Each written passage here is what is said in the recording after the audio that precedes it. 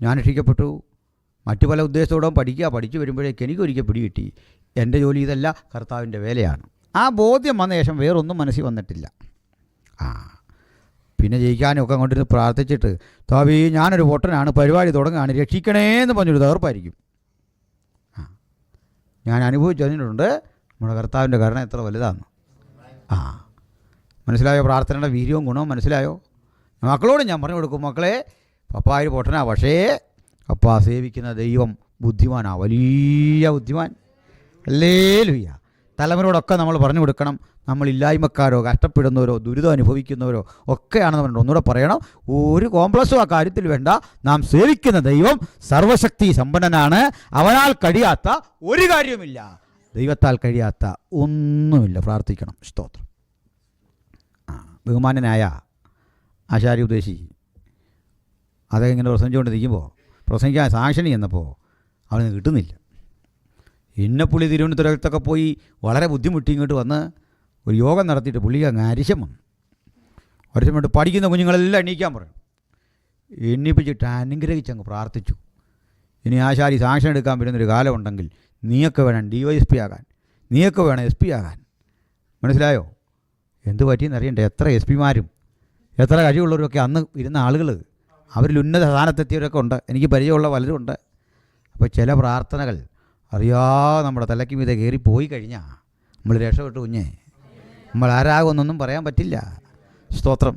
അപ്പോൾ നമ്മൾ കർത്താവിന് ഏൽപ്പിച്ച് കൊടുത്താൽ മാത്രം മതി. നമ്മുടെ ഈ കഴിവൊന്നും അല്ലെന്നേ ഒരു കാര്യവും നടക്കുന്നേ. ഒന്നും അങ്ങനെയല്ല നടക്കുന്നത്. കുട്ടികൾ അധ്വാനിക്കരുതെന്നൊന്നും അതിനർത്ഥമില്ല. അപ്പോൾ അധ്വാനിക്കാൻ തോന്നിക്കോളും, പഠിക്കാൻ തോന്നിക്കോളും. അപ്പം മക്കളെ, ഞാൻ മക്കളോടെല്ലാം പറഞ്ഞു കൊടുക്കുന്നത്, ഈ പഠനം വലിയൊരു കാര്യമല്ല, ഈസി ജോബാണ്, വളരെ എളുപ്പമുള്ളൊരു കാര്യമാണ്, വലിയ കാര്യമായിട്ട് തോന്നുന്നത്. ഇതുപോലെയാണ് ഈ വേദപുസ്തകം പഠിക്കുന്ന. അങ്ങനെ ഈ വേദപുസ്തകം പഠിക്കുന്ന ആളുകൾ എന്ത് ചെയ്താൽ ഇത് സിമ്പിളാണെന്ന് മനുഷ്യന് പറഞ്ഞു കൊടുക്കുകയില്ല. വളരെ ലളിതമാണ്.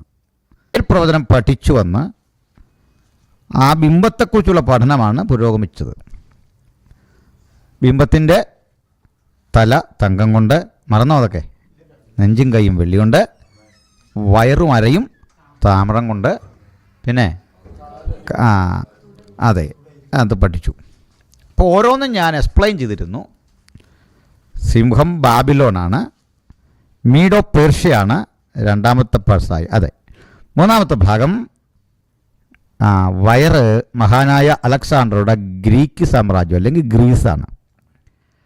തുട ഇരുമ്പ് കൊണ്ടുള്ളത് റോമൻ യുഗമാണ്, റോമൻ കാലഘട്ടമാണ്. പാതി കളിമണ്ണും ഇരുമ്പും ചേർന്നതായി രാജാവ് കണ്ടത് ഇക്കാലഘട്ടത്തിലെ ജനാധിപത്യ വ്യവസ്ഥിതിയുടെ പുതുലോകമാണ്. എന്നാൽ അതിന് തത്തുല്യമായ ഒരു വെളിപ്പാട് ദാനിയേൽ കാണുകയാണ് 7-ാം അധ്യായത്തിൽ. അവിടെ വീണ്ടും ഇത് ആവർത്തിക്കുക, പക്ഷെ രൂപം മാറി. തമ്മിൽ വ്യത്യാസപ്പെട്ടിരിക്കുന്ന 4 മഹാമൃഗങ്ങളെയാണ് അവിടെ കണ്ടത്. അവ ഉണ്ടാകുവാനിരിക്കുന്ന 4 രാജാക്കന്മാരാകുന്നു എന്ന് പ്രഖ്യാപിക്കുകയാണ്. വീണ്ടും നമ്മൾ കണ്ടത് ആ രാജാക്കന്മാർ മുമ്പ് സൂചിപ്പിച്ച 4 രാജ്യങ്ങൾ, 4 സാമ്രാജ്യങ്ങൾ തന്നെയാണെന്ന് ഞാൻ പറഞ്ഞു. ബാബിലോൺ സിംഹമായും, മീഡോ പേർഷ്യയെ കരടിയായും, ഗ്രീസിനെ പുള്ളിപ്പുലിയായും, പിന്നെ ഘോരവും ഭയങ്കരമായ മൃഗത്തെ റോമായിട്ടും വിശദീകരിച്ചിരിക്കുന്നു. സ്തോത്രം. ഈ മൊബൈലൊന്നും നിങ്ങൾ ഉപയോഗിക്കരുത്. ചെറിയ അശ്രദ്ധ വന്നാൽ ഇപ്പോൾ പ്രശ്നമാണ്. അതുകൊണ്ട് ഞാൻ ഈ കുറിപ്പ് വെച്ച് പറയുന്ന ആളല്ല, ഒരു ഓർമ്മയിൽ നിന്ന് വേണം ഇതെല്ലാം പറയാൻ. അതുകൊണ്ട് ഇനി അലോസരപ്പെടുത്തുന്ന വിധത്തിൽ മൊബൈൽ എടുക്കുക. ഈ കുറച്ച് നേരത്തേക്ക് ദാവീദ് പറഞ്ഞല്ലോ, പ്രാണനെ താലോലിച്ച് മിണ്ടാതാക്കി എന്ന് പറഞ്ഞല്ലേ, ആ മൊബൈൽ താലോലിച്ച് മിണ്ടാതാക്കി വെച്ചേ. ഇപ്പം ഈ മൊബൈൽ നമ്മുടെ ഒരു ശരീര അവയവം പോലായി. നമുക്കല്ലാതെ ഇല്ലാതെ പറ്റൂല. കണ്ണ് പോലെ, കൈ പോലെ, ചെവി പോലെ. അത്യാവശ്യത്തിനാണ് വിളിക്കുന്നത്, എനിക്കറിയാം. ഈ വാക്കുകളുടെ കണക്ഷൻ വിട്ടുപോകല്ലേ. ശ്രദ്ധിക്കുന്നുണ്ടോ? Praise the Lord. അപ്പോൾ നമുക്ക് അവയിലൂടെ നമ്മൾ വന്ന് നേരെ വെളിപ്പാട് 13-ലാണ് കയറിയത്. അവിടെ ഒരു ജീവിയിൽ ഇത് 4 സമ്മേളിക്കുന്നു.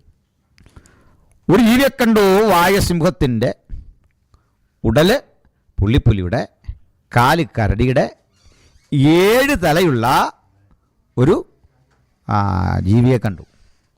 സമ്മിശ്ര ലോകബിംബം പോലൊരു സമ്മിശ്ര ജീവിയെ കണ്ടു. അപ്പോൾ അവയുടെ ആ ഘട്ടം അങ്ങോട്ട് കഴിഞ്ഞു. അവിടെ നമ്മൾ വെളിപ്പാടിൽ അധ്യായങ്ങളെ പരിഗണിച്ചു പോന്നു. 1 മുതൽ 22 വരെയുള്ള അധ്യായങ്ങളുടെ സാരാംശവും സംക്ഷിപ്തവും എന്ത് എന്ന് പരിശോധിച്ചു പോന്നു. അവിടുന്ന് ക്രമമായി നമ്മളിപ്പോൾ എവിടെ എത്തി? 6-ാം അധ്യായം വരെ എത്തി. എന്നാൽ എല്ലാവർക്കും 6-ാം അധ്യായം കിട്ടിയില്ല. അതുകൊണ്ടാണ് ഇന്ന് അങ്ങോട്ട് പോകുന്നത്. അപ്പോൾ ആ ലിങ്ക് കറക്റ്റായോ? കണക്ഷൻ കറക്റ്റായി? ശരി. അപ്പോൾ നമുക്ക് 6-ാം അധ്യായത്തിൻ്റെ ഉള്ളടക്കം ഞാനൊന്ന് വിശദീകരിക്കാം. 6-ാം അധ്യായത്തിൽ 6 മുദ്രകളാണ്. അതായത് 7 മുദ്രകളിൽ 6 എണ്ണത്തിൻ്റെ ഭേദനമാണ്. അപ്പോൾ ഇതിനിടയ്ക്ക് ചിലർ ചോദിച്ചു, ഈ മഹാപീഡനം എപ്പോഴാ, മഹോദരം എപ്പോഴാ എന്നൊക്കെ ഉള്ള ചോദ്യങ്ങൾ ചോദിക്കുന്നുണ്ട്. അപ്പോൾ അതുകൊണ്ട് എല്ലാ പഠനങ്ങളിൽ നിന്ന് വ്യത്യസ്തമാണ് എൻ്റെ ഈ പീഡനം. അപ്പോൾ അതുകൊണ്ട് അത് ഞാൻ ഇടയ്ക്ക് പറയാം. അപ്പോൾ ആദ്യം ഈ വിഷയം ഒന്ന് ഗ്രഹിക്കട്ടെ, എന്നിട്ട് നമുക്ക് മുമ്പോട്ട് പോകാം. കുമ്പനാടങ്ങാണ്ട് ഈ വർഷം 2 പാട്ട് പാടിയപ്പോൾ ആളുകൾ എഴുതി കൊടുത്തു, ആ പാട്ട് ഒന്നുകൂടെ പാടണം. അത് വീണ്ടും എഴുതി കൊടുത്തു, ഒന്നുകൂടെ പാടണം. വീണ്ടും എഴുതി പാടിയ ആളും അടുത്തു. അപ്പോൾ പറഞ്ഞു, ഇനി എന്നോടത് പാടാൻ പറയരുത്, കാരണം വേറെ പാട്ട് പാടാൻ കിടക്കുകയാണ്. അപ്പോൾ എഴുതിയ ആൾ പറഞ്ഞു, ആദ്യം ഇതൊന്ന് പാടി ശരിയാകട്ടെ, എന്നിട്ട് വേറെ പാടാമെന്ന് പറഞ്ഞു. ഇതൊന്ന് വൃത്തിക്ക് പാടി അതൊന്ന് വിജയിക്കട്ടെ, എന്നിട്ട് നമുക്ക് അടുത്തതിലേക്ക് പോകാമെന്ന് പറഞ്ഞല്ലേ. നമുക്ക് ആദ്യം ഇതൊന്ന് ഗ്രഹിക്കാം, എന്നിട്ട് പീഡനമാണോ സ്ഫോടനമാണോ എന്നൊക്കെ പതുക്കെ പോകാം. സ്തോത്രം. ഇപ്പം എന്നോട് ചിലരിപ്പോൾ ഇതിനിടം ചോദിച്ചു, മിഡ് ട്രിബുലേഷനാണോ, പ്രീ ആണോ, പിന്നെ പോസ്റ്റാണോ, അങ്ങനെ 3 വാദം അല്ലേ. ഇതൊന്നും അല്ലാത്തൊരു കാര്യമാണ് ഞാൻ പറയുന്നത്. അപ്പോൾ ശ്രദ്ധിച്ചോ, അതെന്താണെന്നൊക്കെ ഗ്രഹിച്ചു വരാം.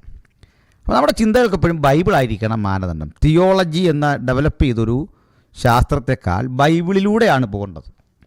ഇതൊക്കെ മനുഷ്യനുണ്ടാക്കിയ, കാൽവിനുണ്ടാക്കിയതും അർമീനിയനുണ്ടാക്കിയതുമായ സിദ്ധാന്തത്തിലേക്ക് ബൈബിളിനെ വളച്ചൊടിക്കരുത്. അവരെ വേണം ഇങ്ങോട്ട് ഓടിക്കണം. അത് ചെയ്യണ്ടേ. അതാണ് രക്ഷയുടെ ഭദ്രതയാണോ, രക്ഷ നഷ്ടപ്പെടുമോ, ഇടയ്ക്ക് വെച്ച് പോവോ, ഇനി ചോദ്യമൊക്കെ വരുമ്പോൾ ഓർക്കണം, 2 തിയോളജന്മാർ അവിടെ നടത്തിയൊരു അടിയാണ്. നമ്മളെന്തിനാണ് ഇതിൻ്റെ പുറകെ പോകുന്നത്? അതിലും വലുത് ബിബ്ലിക്കലായിരിക്കണം ചിന്ത. അപ്പോൾ പോസ്റ്റാണോ, മിഡാണോ, പ്രീ ആണോ എന്നൊക്കെ നമുക്ക് പഠിച്ചു വരാം. ആദ്യം ശ്രദ്ധിക്കുക. അപ്പോൾ ചാപ്റ്റർ 6. അപ്പോൾ ഇതിനിടയ്ക്ക് ഈ റാപ്ചർ എപ്പോഴാണെന്ന് ഞാൻ പറഞ്ഞില്ല, എടുക്കപ്പെടുന്നതും പറയാം. ആദ്യം ഒന്ന് മനസ്സിലാക്കണം, ചാപ്റ്റർ 4-ൽ റാപ്ചർ ഇല്ല, എടുക്കപ്പെടലില്ല. എടുക്കപ്പെടൽ അവിടെ ഉണ്ട് എന്ന വാദത്തിന് ഒരു വാക്യമുണ്ട്, ഇവിടെ കയറി വരിക. ഇവിടെ കയറി വരിക എന്നത് സ്വാഭാവികമായിട്ട് നമുക്ക് തോന്നും. പക്ഷെ അടുത്ത വാക്യം അത് തീരെയല്ല. അവിടുന്ന് സെമിക്കോളനാണ്, അത് കഴിഞ്ഞിട്ട് പറയുകയാണ്, മേലാൽ സംഭവിപ്പാനുള്ളത് ഞാൻ നിനക്ക് കാണിച്ചിട്ട്. ഈ ബൈബിളിലെ വാക്യം ഒരിക്കലും ഇങ്ങനെ സ്പ്ലിറ്റ് ചെയ്തെടുക്കരുത്. സെൻറ്റൻസ് തീർക്കണം. സ്പ്ലിറ്റ് ചെയ്ത് എക്സ്പ്ലെയിൻ ചെയ്യാം, കൺക്ലൂഷനിൽ വരാൻ പാടില്ല. അപ്പോൾ തിങ്സ് ടു കം അല്ലെങ്കിൽ എസ്കറ്റോളജിക്കൽ വിഷൻസ് ഞാൻ നിനക്ക് തരാം. അപ്പോൾ വിഷൻസിന് വേണ്ടിയാണ് ഈ കൊണ്ടുപോകുന്നത്. യോഹന്നാൻ പോയത് ഈ വിഷന് വേണ്ടിയാണ്. അത് സ്വർഗത്തിൽ മാത്രമല്ല പോയത്, തുറക്കപ്പെട്ടൊരു സ്വർഗം ഞാൻ കണ്ടു എന്നാണ് പറയുന്നത്. യോഹന്നാൻ അങ്ങോട്ട് പോയി എന്നല്ല, അത് കണ്ടു, വിഷൻ കണ്ടു, വിഷനാണ്. നെക്സ്റ്റ് അതിനനന്തരം, ഈ വിഷനനന്തരം കാണുന്നൊരു കാഴ്ച, യോഹന്നാനെ കൊണ്ടുപോയി വീണ്ടും ഒരിടത്ത് അവനെന്നെ ഉയർന്ന ഒരു വൻമലയിൽ കൊണ്ടുപോയി. കണ്ടല്ലോ, അവിടെ നിന്ന് പറയാണ്, അവനെന്നെ ആത്മവിവശതയിൽ ഒരു മരുഭൂമിയിലേക്ക് കൊണ്ടുപോയി. അപ്പോൾ പല യാത്രയുണ്ട് ഈ വിഷനകത്ത്, മനസ്സിലായോ? അപ്പോൾ ഒരിടത്തേക്ക് തന്നെയല്ല പോയത്, സ്വർഗം കാണിക്കാൻ കൊണ്ടുപോയി, ഉയർന്നൊരു വൻമലയിൽ കൊണ്ടുപോയി, ഒരു മരുഭൂമിയിൽ കൊണ്ടുപോയി. പല ആംഗിളിലാണ് കാഴ്ചകൾ കാണിക്കുന്നത്. അണ്ട് യോഹന്നാൻ എന്ത് സംഭവിച്ചു എന്നത്, സഭയ്ക്ക് എന്ത് സംഭവിച്ചു എന്നതിൻ്റെ തെളിവല്ല. അണ്ട് റാപ്ചർ എപ്പോഴാന്ന് പിന്നെ പഠിക്കാം. തൽക്കാലം നമുക്ക് അധ്യായങ്ങളെ ബേസ് ചെയ്ത് ഒന്ന് മുമ്പോട്ട് വേഗത്തിൽ പോകണം. 22 വരെ പോയിട്ട് വന്ന് അത്തരം ടോപ്പിക്കുകൾ കൈകാര്യം ചെയ്യാം. നമ്മൾ പതുക്കെ ആയിപ്പോയി, ഇന്നലെ അല്പം ലാഗ് ചെയ്തു കാര്യങ്ങൾ. അതുകൊണ്ട് ശ്രദ്ധിച്ചാട്ടെ. 6-ാം അധ്യായത്തിൽ 6 മുദ്രകൾ, 7 മുദ്രകൾ ആകെയുണ്ട്. അതിൽ 6 മുദ്രകൾ ഭേദിക്കപ്പെടുന്നു. ഇന്ന് നമ്മൾ വായിക്കാൻ പോകുമ്പോൾ ഇതൊന്ന് വായിച്ചു കഴിഞ്ഞിട്ട് 2 പേര് വായനയ്ക്കിരിക്കണമെങ്കിലേ തീരുള്ളൂ. കാരണം ഒരാളങ്ങോട്ട് വായിച്ച് തീരുകയും അടുത്ത ആളുടെ വായിക്കേണ്ടി വരത്തക്ക വിധം ഒരു ക്രമീകരണമുണ്ട്, ഈ വാക്യപ്രതിവാക്യം പോലെ. മനസ്സിലായോ? ഇല്ലെങ്കിൽ നമ്മൾ ഈ വീട്ടിൽ ചെറിയ ഭാര്യയും ഭർത്താവുമായിട്ട് ചെറിയ മുഷിയുമ്പോൾ 2 പേര് പറയുമല്ലോ, ആ ഒരു ടോണ് നീക്കണം ബൈബിൾ വായിച്ച്. നിങ്ങൾക്ക് എന്നാ ഒരു അപരിചിത്വം പോലെ. മനുഷ്യരല്ലേ നമ്മളെല്ലാം എന്തെങ്കിലുമൊക്കെ പറഞ്ഞ് വീട്ടിൽ മുഷിയല്ലേ. അപ്പോൾ ഒരാളെന്ന് പറയുന്നു, അതിനനുസരിച്ച് ഇപ്പുറത്ത് നിൽക്കുന്ന ആളും അപ്പോൾ ആ ഒരു ടോണിൽ നിൽക്കണമെന്ന് വായിക്കുന്നു. നന്മയ്ക്ക് വേണ്ടിയുടെ ആ കഴിവൊന്ന് ഉപയോഗിക്കുക. അതിനാ പറഞ്ഞു നമ്മളൊന്ന് അനുഗ്രഹിക്കപ്പെടട്ടെ. ഇത്തരം കഴിവുകൾ എന്തിനു വേണ്ടി? നന്മയ്ക്കൊന്ന് ഗതി തിരിച്ചുവിടുക. അതിനാ പറഞ്ഞു. ശരി, അപ്പോൾ 6-ാം അധ്യായത്തിലെ കാഴ്ച, കുഞ്ഞാട് മുദ്രകളിലൊന്ന് പൊട്ടിച്ചു. അപ്പോൾ ജീസസ് കർത്താവാണ് മുദ്രാഭേദനം നടത്തുന്ന ആൾ. മുദ്രഭേദിക്കുന്ന കർത്താവ് ഇത് ചെയ്യുമ്പോൾ ആദ്യം കണ്ടത് 4 ജീവികൾ, സ്വർഗീയ ജീവികളിൽ 4 ജീവികളിൽ ഒന്ന് ഇടിമുഴക്കം പോലെ പറയുന്നു, വരിക. അപ്പം പറച്ചിൽ ഗൗരവമുണ്ട്. വ്യാഖ്യാതാക്കൾ ആരും ഇത് ശ്രദ്ധിച്ചിട്ടില്ല പല പുസ്തകങ്ങളിലും എന്നാണ് എൻ്റെ ഒരു പരിഭവം. ഈ ജീവി എന്തിനാ പറയുന്നത് ശ്രദ്ധിച്ചിട്ടില്ല. ആ മൃഗത്തെക്കുറിച്ച് മാത്രം പറഞ്ഞു പോവാണ്. കാരണം ഈ 4 മുദ്രകൾക്ക് 4 ജീവികൾ വരിക വരിക വരിക എന്ന് പറയുന്നുള്ളൂ. ജീവികളിൽ ഒന്നെന്നാണ് പറയുന്നത്. 1-ാം ജീവി. 1-ാം ജീവി ഒരു സിംഹം. സിംഹം ഗർജിക്കുമ്പോൾ ആ സിംഹഗർജനത്താൽ ജീവി വിളിക്കുന്നു, വരിക. അത് വിളിക്കുമ്പോൾ വരുന്നതാകട്ടെ ഒരു വെള്ളക്കുതിര. 2-ാം ജീവി വിളിക്കുന്നു. അപ്പോൾ വിളിക്കുന്ന ജീവി കാളമുഖമുള്ള ഒരു ജീവി. വരുന്നതാകട്ടെ ചുവന്ന കുതിര. 3-ാം ജീവി മനുഷ്യമുഖമുള്ള ഒരു ദൂതൻ. വരുന്നതാകട്ടെ കറുത്ത കുതിര. 4-ാം മുദ്ര ഭേദിക്കുമ്പോൾ വരുന്നത് കഴുകൻ. അപ്പോൾ വരുന്നതാകട്ടെ ഒരു മഞ്ഞക്കുതിര. ഞാൻ മഞ്ഞ വിശദീകരിച്ചു. ആക്ച്വലി മഞ്ഞ എന്നല്ല, വിളറിയ പച്ച. അപ്പോൾ വിളറിയ പച്ചയ്ക്ക് മഞ്ഞയെന്ന് പറയാം, കുഴപ്പമില്ല. പെയിൽ ഗ്രീനാണ്, തെറ്റൊന്നുമല്ല. പക്ഷേ ആ പച്ച വരണം അവിടെ, എങ്കിലേ വ്യാഖ്യാനം പൊരുത്തപ്പെടൂ. 4 നിറങ്ങൾ കാണുന്നു. 4 കുതിരകൾക്ക് 4 നിറങ്ങൾ: വെള്ള, ചുവപ്പ്, കറുപ്പ്, പച്ച. 4 കുതിരകളെ കാണും, 4 ജീവജാലങ്ങളെ കാണുന്നു. അവയുടെ സ്വഭാവം കേൾക്കുക. 1-ാം ജീവി സിംഹസദൃശ്യം, 2-ാം ജീവി കാളയ്ക്ക് സദൃശ്യം, 3-ാം ജീവി മനുഷ്യന് സദൃശ്യം, 4-ാം ജീവി കഴുകന് സദൃശ്യം. ഇവയാണ് വിളിക്കുന്നത്. 4 കുതിരകൾക്കും 4 വിധ രീതികൾ. സിംഹം വിളിക്കുമ്പോൾ വന്ന കുതിരയുടെ പുറത്തൊരുവൻ ഇരിക്കുന്നു. വാക്യം കൂടെ വായിച്ചു പോക്കോളൂ. ഇന്നലെ പറഞ്ഞാണെങ്കിൽ ഒന്നുകൂടെ വായിക്കാം. വാക്യം വായിച്ച് കേൾക്കുമ്പോൾ ഒരു സന്തോഷമാണ്. വായിക്കാം. 1-ാം 6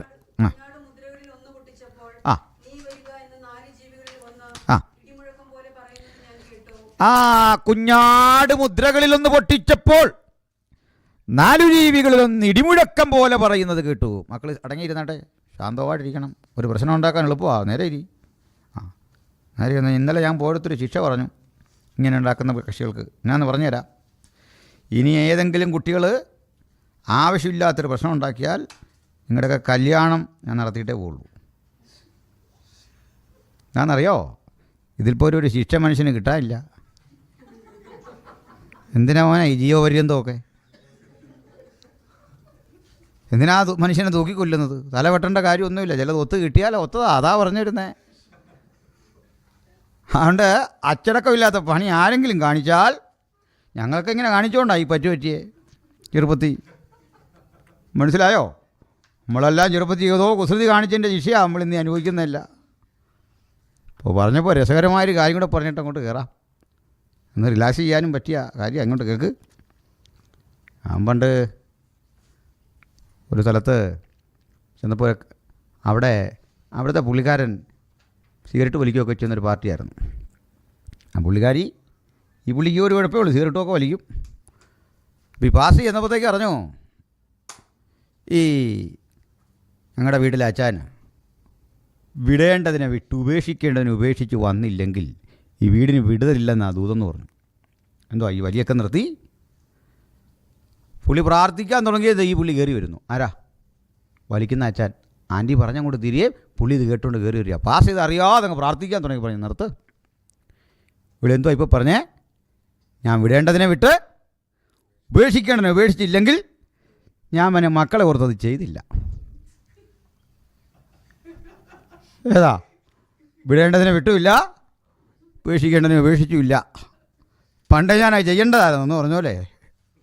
ഇനി മക്കൾ വിഷം ഉണ്ടാക്കിയാൽ ഭയങ്കര ശിക്ഷയായിരിക്കും. ആ വെള്ളം കുപ്പിയൊക്കെ മാറ്റി വെച്ചു. നീ വെള്ളം കുടിക്കുന്നൊരു കാലം വരും, മാറ്റി വെച്ചു. എന്നിട്ട് മാറ്റി. ഇതൊന്നും ആയിട്ടില്ല മോനെ, ഒന്നും ആയിട്ടില്ല, ശ്രദ്ധിച്ചിരിക്കും കൊണ്ട്. അപ്പോൾ നമ്മുടെ വിഷയം വിടരുത്. വായിച്ചോ അവിടെ.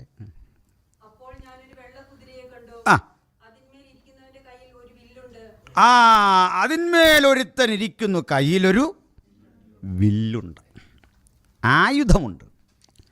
അവൻ ജയിക്കുന്നവനായും ജയിപ്പാനായും പുറപ്പെട്ടു. അങ്ങനല്ലേ? അപ്പോൾ ഇവൻ സമാധാനം പറഞ്ഞു വരുന്നൊരു ശക്തിയാണ്, പക്ഷെ കയ്യിൽ ആയുധമുണ്ട്. എന്താണ് ഈ 4 കുതിരകൾ? ശ്രദ്ധിക്കണം, നമ്മുടെ കർത്താവായ യേശുക്രിസ്തുവിൻ്റെ ഇഹലോകത്തിലേക്കുള്ള ജഡധാരണം, ജഡം ധരിച്ച് യേശു മനുഷ്യനായി ദൈവപുത്രൻ വന്ന ആ ഘട്ടത്തിൽ യേശുവിനെ എതിരേൽക്കാൻ ലോകമൊരുങ്ങിയിരുന്നു എന്ന ഇതുവരെ നമ്മൾ പഠിച്ചേ. 4 സാമ്രാജ്യങ്ങൾ യേശുവിനെ പണ്ട് കാത്തിരുന്നു.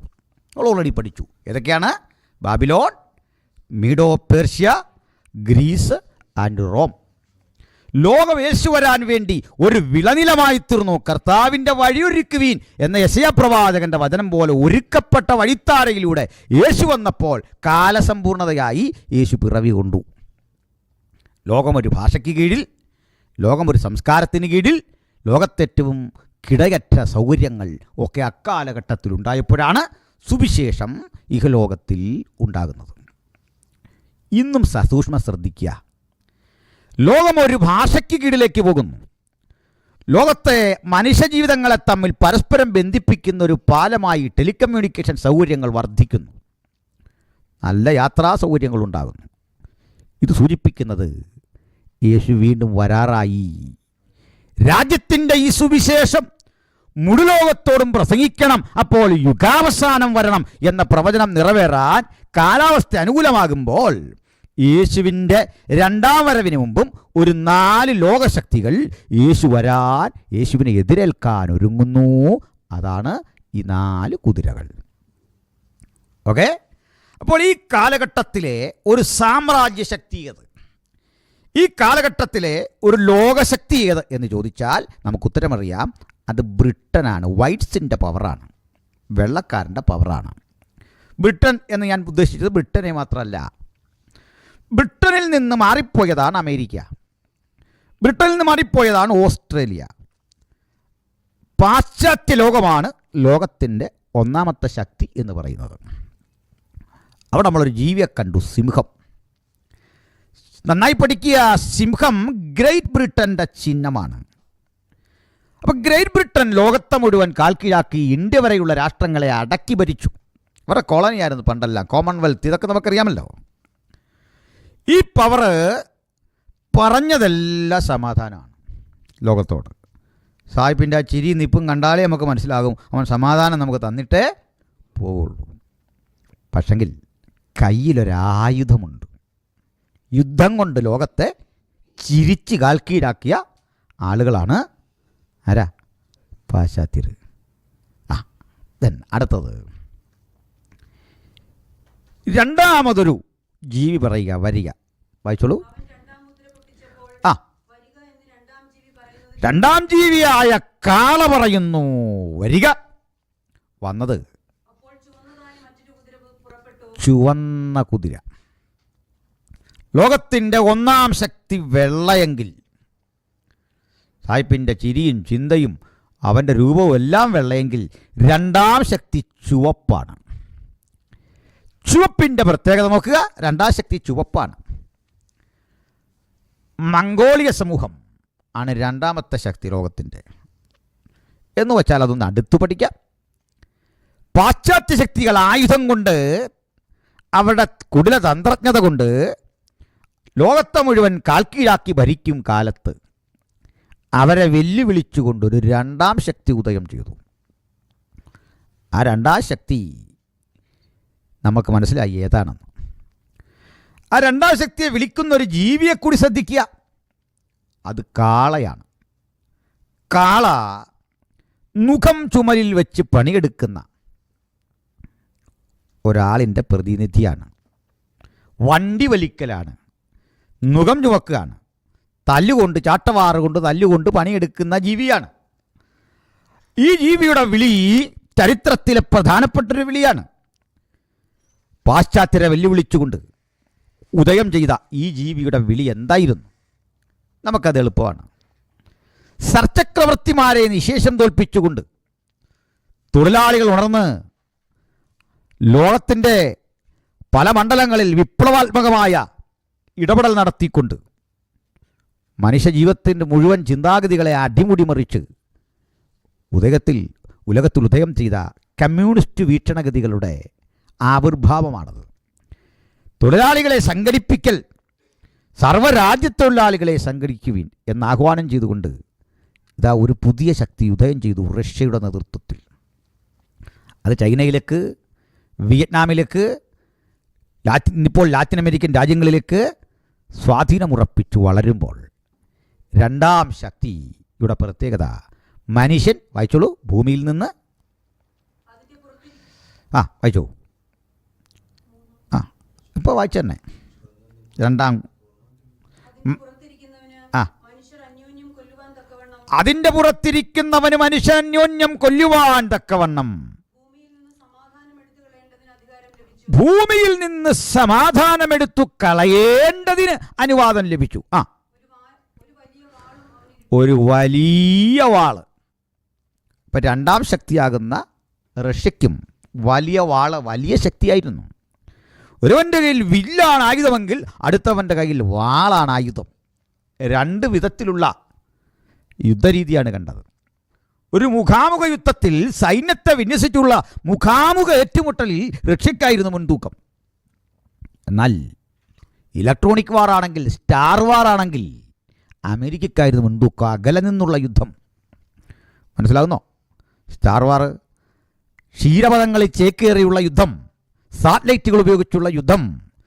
അഭിമുഖ യുദ്ധത്തിൽ റഷ്യൻ പടയോടോ ആ കരയുദ്ധത്തിൽ റഷ്യൻ പടയോടൊന്നോ നേരിടാൻ സാധിക്കില്ലായിരുന്നു. അത്തരത്തിലുള്ള കരുത്തായിരുന്നു അവർക്കെങ്കിൽ 1945 ഒന്നാം ലോക മഹായുദ്ധ അനന്തരമുള്ള നമ്മുടെ സാമൂഹ്യ ക്രമത്തിന് വന്ന ഒരു ഭീതിജനകമായ കാലാവസ്ഥ ഒരു ശീതയുദ്ധകാലമായിരുന്നു.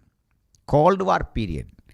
45 വർഷമാണ് കോൾഡ് വാർ പീരീഡ്. 1945 മുതൽ 90 വരെയുള്ള കാലം ലോകത്ത് ഒരു പ്രത്യേക രാഷ്ട്രീയ സാഹചര്യമുണ്ടായി. അതിനാണ് പറയുന്നത് കോൾഡ് വാർ. ഈ കോൾഡ് വാർ വാസ്തവത്തിൽ യുദ്ധമല്ല, പക്ഷേ യുദ്ധത്തെക്കാൾ വലിയൊരു പ്രതിസന്ധി. മനസ്സിലായോ? പിടികിട്ടിയോ? അത് മനസ്സിലാത്തവർക്ക് വേണ്ടി പറയാം. ചില വീട്ടിലൊക്കെ ഈ സ്ത്രീകൾ കാണാം ഒന്നും മിണ്ടാതിരിക്കുന്നത്. അവരുടെ ഉള്ളിൽ ഏതാണ്ടൊരു പ്രയാസം വന്നിട്ട് മിണ്ടാതിരിക്കുന്നതാണ്. അപ്പോൾ ആ വീട്ടിൽ ചെന്നാൽ ഇവിടെ എന്തോ നടക്കുമെന്ന് തോന്നും, ഒന്നും നടക്കുകയില്ല. എന്നാൽ പിണക്കമുണ്ടോ എന്ന് ചോദിച്ചാൽ അതുമില്ല, അടിയുണ്ടോ എന്ന് ചോദിച്ചാൽ അതുമില്ല. ഒരുതരം ബഹിഷ്കരണം. അത് തന്നെ കോൾഡ് വാർ. പരീക്ഷിക്കരുത്, അത് വേറെ ഉത്തരം. അങ്കിൾ അത് പിന്നെ പറഞ്ഞു തരാം മക്കൾക്ക് വേണമെങ്കിൽ. ഇത് മുതിർന്നവർക്കുള്ള കോൾഡ് വാർ, കുട്ടികൾക്കുള്ള കോൾഡ് വാർ. പിന്നാലെ വരുന്നു, ശ്രദ്ധിച്ചിരുന്നു. ഇതുപോലെ റഷ്യ അമേരിക്ക ആയുധം ഇങ്ങനെ സ്വരുക്കുട്ടി ഒരു കൂട്ടർ ഒരു പരീക്ഷണം നടത്തുന്നു, അടുത്ത കൂട്ടർ വേറൊരു പരീക്ഷണം നടത്തുന്നു. അത് കാണുമ്പോൾ നമുക്ക് തോന്നുന്നു എപ്പോഴും ഒരടി നടക്കാം. ലോകം ഭീതിയിലാണ് 45 കൊല്ലം കഴിഞ്ഞ്. അപ്പോഴേക്ക് ഇത് ശരിയല്ലല്ലോ എന്നോർത്തൊരു മധ്യസ്ഥതയ്ക്ക് ഇറങ്ങിയത് നയതന്ത്രജ്ഞനായ നമ്മുടെ പ്രധാനമന്ത്രി നെഹ്റു ആയിരുന്നു. വലിയ വീക്ഷണമുള്ളൊരു പ്രധാനമന്ത്രിയായിരുന്നു നെഹ്റു. വലിയ എഡ്യൂക്കേറ്റഡായ മനുഷ്യൻ. അപ്പോൾ അദ്ദേഹം ഇറങ്ങി ഇതര രാഷ്ട്രങ്ങളെല്ലാം സംഘടിപ്പിച്ചൊരു പുതിയ ലോക പ്രസ്ഥാനം തന്നെ ഉണ്ടാക്കി, ചേരിചേരാ നയം. അത് കേട്ടിട്ടുണ്ടോ നമ്മളല്ലേ? ഒന്നിലും ഞങ്ങൾ ചേരിയല്ല. വളരെ അന്തസ്സോടെ നെഹ്റു എങ്ങും ചേരിയല്ലെന്ന് പ്രസംഗിച്ചിട്ട് രഹസ്യമായിട്ട് അന്ന് തന്നെ റഷ്യയുടെ കൂടെ കൂടുകയും ചെയ്തു. അതാ തന്ത്രജ്ഞനാന്ന് ഞാൻ പറയാൻ കാരണം. അതൊക്കെ വേറൊരു കാര്യം. നമ്മുടെ പോളിസികളുടെ ആ ഗുണങ്ങളായിരുന്നു. നമ്മുടെ അങ്ങനെയുള്ള അന്നത്തെ ആ ഇന്ത്യയുടെ കാലഘട്ടം, രാഷ്ട്രീയ കാലഘട്ടമൊക്കെ ഒത്തിരി രസകരമായിരുന്നു, സങ്കീർണമായിരുന്നു. വളരെ വിചക്ഷണന്മാരായ ആളുകളായിരുന്നു അന്നത്തെ കാര്യാദികൾ ചെയ്യുന്നത്. അപ്പോൾ പറഞ്ഞത് 90കളിൽ നമ്മുടെ രാജ്യത്തിന്, ലോകത്തിന് പുതിയൊരു രാഷ്ട്രീയ ക്രമം. 1990 കഴിഞ്ഞൊരു 10 കൊല്ലം കഴിഞ്ഞാൽ 2000 ഉണ്ടാവും. ഒരു പുതിയ സഹസ്രാബ്ദം. ആ സഹസ്രാബ്ദത്തെ ലോകം വരവേറ്റത് വലിയ ആഘോഷത്തോടെയാണ്. പുതിയ സഹസ്രാബ്ദം 2000 ആണ്ടുകളിലേക്ക് അടക്കുകയാണ്. നമ്മളിൽ പലരും അപൂർവങ്ങളിൽ അപൂർവമായൊരു ഭാഗ്യം കിട്ടിയവരാ. എന്താ അത്? നമ്മൾ കഴിഞ്ഞ നൂറ്റാണ്ടിലും ഈ നൂറ്റാണ്ടിലും കഴിഞ്ഞ സഹസ്രാബ്ദത്തിലും ഈ സഹസ്രാബ്ദത്തിലും ഒരുപോലെ ജീവിച്ചു. അങ്ങനെയല്ലേ? ഈ കുട്ടികളിൽ പലർക്കും അതിൻ്റെ ഒരു പ്രത്യേകത അറിയില്ല. അങ്ങനെ നമ്മൾ ചിരട്ട കത്തിച്ച് ഇസ്തിരി ഇട്ട് തേച്ചു, ഇതും കൊണ്ട് ഉപയോഗിച്ചു അല്ലേ? മനക്കണക്കും കൂട്ടി കമ്പ്യൂട്ടർ ഉപയോഗിച്ചു. ഇവർക്കിപ്പോൾ കമ്പ്യൂട്ടറേ ഉള്ളൂ, മനക്കണക്ക് അറിയത്തില്ല. ഇവരിങ്ങനെ അടിച്ചു വരുമ്പോഴേക്ക് നമ്മൾ മനസ്സിൽ പറയാൻ കാര്യം അങ്ങനെയാണ്. അപ്പോൾ രണ്ടിൻ്റെ ഇടയ്ക്ക് ജീവിക്കാൻ കിട്ടിയ ഒരവസരം അല്ലേ? അപ്പോൾ കഴിഞ്ഞ നൂറ്റാണ്ടിൽ മനുഷ്യൻ 90കളിൽ നമ്മൾ പുതുനൂറ്റാണ്ടിനെ വരവേൽക്കാൻ ഉറങ്ങാൻ കിടന്നപ്പോൾ കേട്ടുറങ്ങിയ ഒരു ദുരന്തം റഷ്യയുടെ തകർച്ചയായിരുന്നു. സോവിയറ്റ് യൂണിയനിൽ പ്രായം കുറഞ്ഞൊരു പാർട്ടി സെക്രട്ടറി വന്നു, ഗോർബച്ചോവ്. 30 വയസ്സായപ്പോൾ പാർട്ടി സെക്രട്ടറിയായി. അത് വലിയ സംഭവമായി. അദ്ദേഹം കൊണ്ടുവന്ന സാമ്പത്തിക പരിഷ്കരണം, പെരിസ്ട്രോയിക്ക, ഗ്ലാസ്തനസ്, സാമ്പത്തിക പുനഃസംഘടന, ഡീസ്റ്റാലിനൈസേഷൻ, ഇതൊന്നും ഇന്നലെ പറഞ്ഞില്ല. ഇന്നലെ ഡീസ്റ്റാലിനൈസേഷനൊക്കെ പറഞ്ഞാൽ നന്നായി നിങ്ങൾ ഉറങ്ങുമെന്ന് എനിക്കറിയായിരുന്നു. ഡീസ്റ്റാലിനൈസേഷൻ, കറണ്ടും ഇല്ല വിളക്കും ഇല്ല, അന്നേരം ഡീസ്റ്റാലിനൈസേഷൻ. ചുരുക്കി പറഞ്ഞാൽ സ്റ്റാലിനെതിരെ വലിയ ബോധവൽക്കരണം നടത്തി, കാത്തലിക് പ്രസ്ഥാനത്തോട് കൂട്ടുകൂടിക്കൊണ്ട് അദ്ദേഹം നടത്തിയ ഒരു അട്ടിമറിയിലൂടെ, അന്നത്തെ ജോൺ പോൾ രണ്ടാമനും ചേർന്ന് നടത്തിയ ചിലതരം രാഷ്ട്രീയ നീക്കങ്ങളിലൂടെ റഷ്യ ശിഥിലമായി പല കഷണായി. USSR എന്ന ആശയം നഷ്ടപ്പെട്ടു. Union of Soviet socialist republic എന്ന USSR തകർന്നുകൊണ്ട് റഷ്യ എന്നൊരു ചെറിയ രാജ്യം മാത്രമായി തീർന്നു. തീരെ ചെറുതല്ല, എന്നാൽ യൂണിയനിലെ അംഗരാഷ്ട്രങ്ങളെല്ലാം വിട്ടുപോയി, സ്വതന്ത്രമായി പ്രഖ്യാപിച്ചു. അങ്ങനെ നമ്മൾ കഴിഞ്ഞ നൂറ്റാണ്ടിൽ കിടന്നുറങ്ങുന്നത് റഷ്യയുടെ തകർച്ച കേട്ടാണ്. പുതിയ നൂറ്റാണ്ടിലേക്ക് നമ്മൾ കണ്ണു തുറന്നു ഉണർന്നെഴുന്നേറ്റത് അമേരിക്കയുടെ തകർച്ച കേട്ടുകൊണ്ടാണ്. 10 വർഷങ്ങൾ ലോകത്തൊരു ശക്തി ഉണ്ടായിരുന്നുള്ളൂ, അമേരിക്ക. എന്തായിരുന്നു അമേരിക്കയുടെ തകർച്ച? സാമ്പത്തിക തകർച്ച. അമേരിക്ക സാമ്പത്തികമായിട്ട് തകർന്നു. ഞാൻ നിങ്ങളോട് പറയുന്നു, ലോകത്തിന്ന് ഏറ്റവും അധികം കടം വാങ്ങി ജീവിക്കുന്ന ഒരു രാഷ്ട്രമാണ് അമേരിക്ക. നമ്മൾ ഇന്ത്യയോട് വരെ കടം വാങ്ങുന്നുണ്ട് വളഞ്ഞ വഴിക്ക്. ഇന്നലെ ഞാൻ പറഞ്ഞു, കരുതൽ ഡോളർ ധാരാളമുള്ള രാഷ്ട്രങ്ങളുണ്ട്, റഷ്യയ്ക്കും ചൈനയ്ക്കും ഒക്കെ ഉണ്ട്. അമേരിക്ക സമ്പദ് വ്യവസ്ഥ പൊട്ടിക്കാൻ ചൈന തങ്ങളുടെ പക്കലുള്ള കരുതൽ ഡോളർ അവിടെ കൊണ്ട് തട്ടിയാൽ മതി, ക്യാഷ് ചെയ്താൽ മതി, അമേരിക്ക പൊളിഞ്ഞു പോകും. പക്ഷെ അവർ ചെയ്യാത്തത് അമേരിക്കയെ സ്നേഹിച്ചല്ല. ആ കരുതൽ ഡോളറും കൊണ്ട് വണ്ടി കയറുമ്പോഴേ ചൈന പൊട്ടിപ്പോവും, അതാ കുഴപ്പം. അങ്ങനെയാണ് ഈ സാമ്പത്തിക ശാസ്ത്രത്തിൻ്റെ ഒരു കിടപ്പ്. ചുരുക്കത്തിൽ ഇത്തരം അസ്ഥിരതയുള്ളൊരു കാലഘട്ടത്തെയാണ് നമ്മൾ ഇരുമ്പും കളിമണ്ണും ഒക്കെ കണ്ടത്. പോട്ടെ, ഇപ്പോൾ ഈ 2 ശക്തികൾ അവിടെ നിൽക്കട്ടെ. പാശ്ചാത്യ ശക്തിയും റെഡ് പവറും ഇങ്ങനെ നിൽക്കുകയാണ്. ഇത് 2 നിൽക്ക ചെയ്തൊരു 3ാം ശക്തിയുടെ ഉദയം കണ്ടു. വായിച്ചോളൂ. 3ാമത് കേട്ടു. കറുത്ത കുതിരയെ വിളിച്ചത് മനുഷ്യനാണ്. 1ാമത്തെ പവർ വെള്ളയാണെങ്കിൽ 2ാമത്തെ ശക്തി, ലോകശക്തി, 2ാം ലോകം ചുവന്നതായിരുന്നെങ്കിൽ 3ാം ലോകം കറുത്തതാണ്. 3ാം ലോകത്തിൻ്റെ പ്രത്യേകതകൾക്ക് ആ കറുപ്പാണ് നിറം. അതിങ്ങനെ സൗത്ത് ആഫ്രിക്ക മുതൽ ആരംഭിച്ച് പട്ടിണി രാജ്യങ്ങളെല്ലാം ഒരുമിച്ച് ചേർക്കുക. ഇന്ത്യ, പാകിസ്ഥാൻ, ലങ്ക ഇത്യാദി രാജ്യങ്ങൾ, മ്യാൻമാർ, ലാറ്റിൻ അമേരിക്കൻ രാജ്യങ്ങളിൽ ചിലത്, ഇവയെല്ലാം കൂടെ എണ്ണിയെടുത്താൽ 3ാം ലോക രാജ്യങ്ങളാണ്. ഈ 3ാം ലോക രാജ്യങ്ങൾ സംഭവിച്ചത് നമ്മൾ കണ്ടു.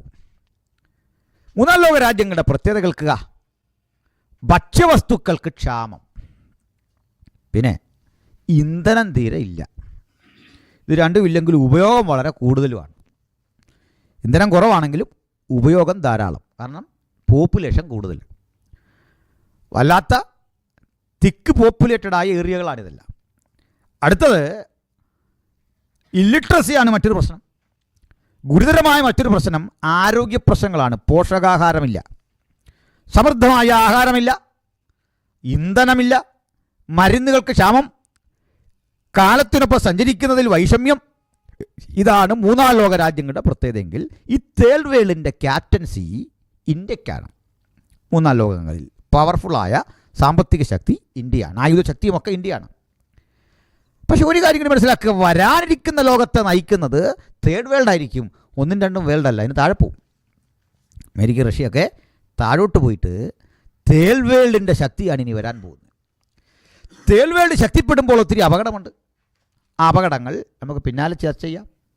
അപ്പോൾ മൂന്നാമതൊരു മനുഷ്യൻ വിളിച്ചു, ഒരു കുതിരയെ കണ്ടു, കുതിരയുടെ പുറത്ത് ഒരുവൻ ഇരിക്കുന്നു, കയ്യിലൊരു തുലാസ് പിടിച്ചിരിക്കുന്നു. ഓക്കെ, തുലാസ് കൈ പിടിച്ചുകൊണ്ട് തൂക്കാനിരിക്കുകയാണ്. അളവ് എന്താണ് തൂക്കുന്നത്? പണത്തിന് ഒരിടങ്ങഴി ഗോതമ്പ്, മൂന്നിടങ്ങഴി യവം. അതെ, ഒരു മനുഷ്യൻ്റെ ഒരു ദിവസത്തെ കൂലി ആഹാരത്തിനെ കഷ്ടിച്ചു തികയൂ എന്ന സ്ഥിതിയിലേക്ക് തേർഡ് വേൾഡിലെ അവസ്ഥാവിശേഷം അതാ കാണുന്നത്. എന്നാൽ എണ്ണ ഇന്ധനത്തിൻ്റെ പ്രതീകമാണ്. വീഞ്ഞ്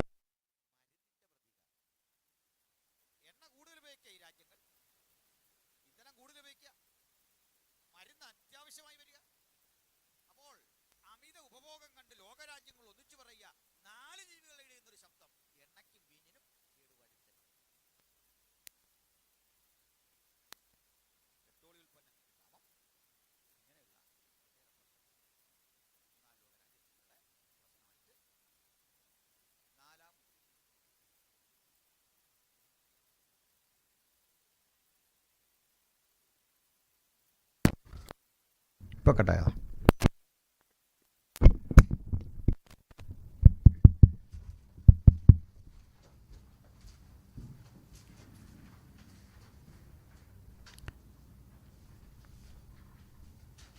അപ്പോൾ മൂന്നാം ലോക രാജ്യങ്ങളുടെ പ്രശ്നം നമ്മൾ കണ്ടു. അങ്ങനെ ഇരിക്കെ ഒരു നാലാം ശക്തി ലോകത്തുദയം ചെയ്യുന്നു. വായിക്കാം. ആ പിന്നെ ആ അതിന്മേലൊരുത്തൻ ഇരിക്കുന്നു. അവൻ്റെ പേരെന്തുവാ? മരണം. തനാട്ടോസ്, അതാണ് ഈ മരണത്തിൻ്റെ ഗ്രീക്ക് വേർഡ്. ഒരുവൻ ഇരിക്കുന്നു അതിൽ. നാലാമത് കണ്ടത് പച്ചക്കുതിരയാണ്. അത് വിളറുകയാണ്, മഞ്ഞയാകാണ്. ഒന്നും രണ്ടും മൂന്നും ലോകങ്ങളുടെ കളർ നമ്മൾ പഠിച്ചെങ്കിൽ നാലാം ലോകം പച്ചയാണ്. ഈ പച്ച രാജ്യങ്ങളെ നമ്മൾ കണ്ടു. അത്തരം രാജ്യങ്ങളുടെ പ്രശ്നം നമ്മൾ കണ്ടു. അവർ നേരിടുന്ന വിപത്തുകളെക്കുറിച്ച് കണ്ടു. അത് ആ രാജ്യങ്ങൾ നേരിടുന്ന അരക്ഷിതാവസ്ഥ കണ്ടു.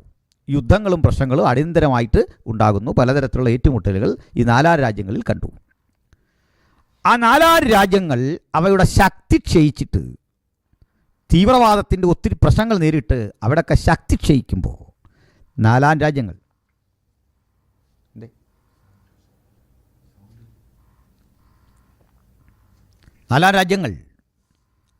വളരെ വല്ലാത്തൊരു പ്രതിസന്ധിയിലേക്ക് ഇനി പോകും. എന്തൊക്കെയാണ് അവിടെ സംഭവിക്കുന്നത് കേട്ടോ? വായിച്ചു.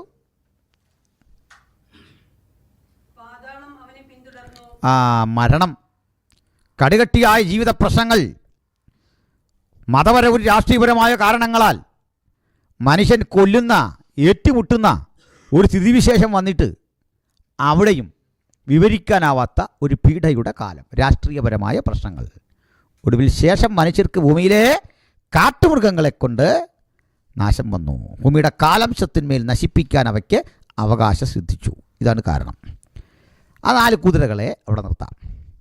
ഇവിടെ ന്യായമായി ഉദിക്കാവുന്നൊരു സംശയമുണ്ട്. 4 രാഷ്ട്രങ്ങളോ 4 ലോകശക്തികളോ എന്ന് പറയുമ്പോൾ ഈ 4 ജീവികളെ കൂടി പരിഗണിച്ചുകൊണ്ടാണ്. ഒന്നാം ജീവി സിംഹമെങ്കിൽ അത് ഗ്രേറ്റ് ബ്രിട്ടൻ്റെ ചിഹ്നമാണ്. രണ്ടാം ജീവി കാളയാണ്, തൊഴിലെടുക്കുന്നതിൻ്റെ പ്രതീകമാണ്.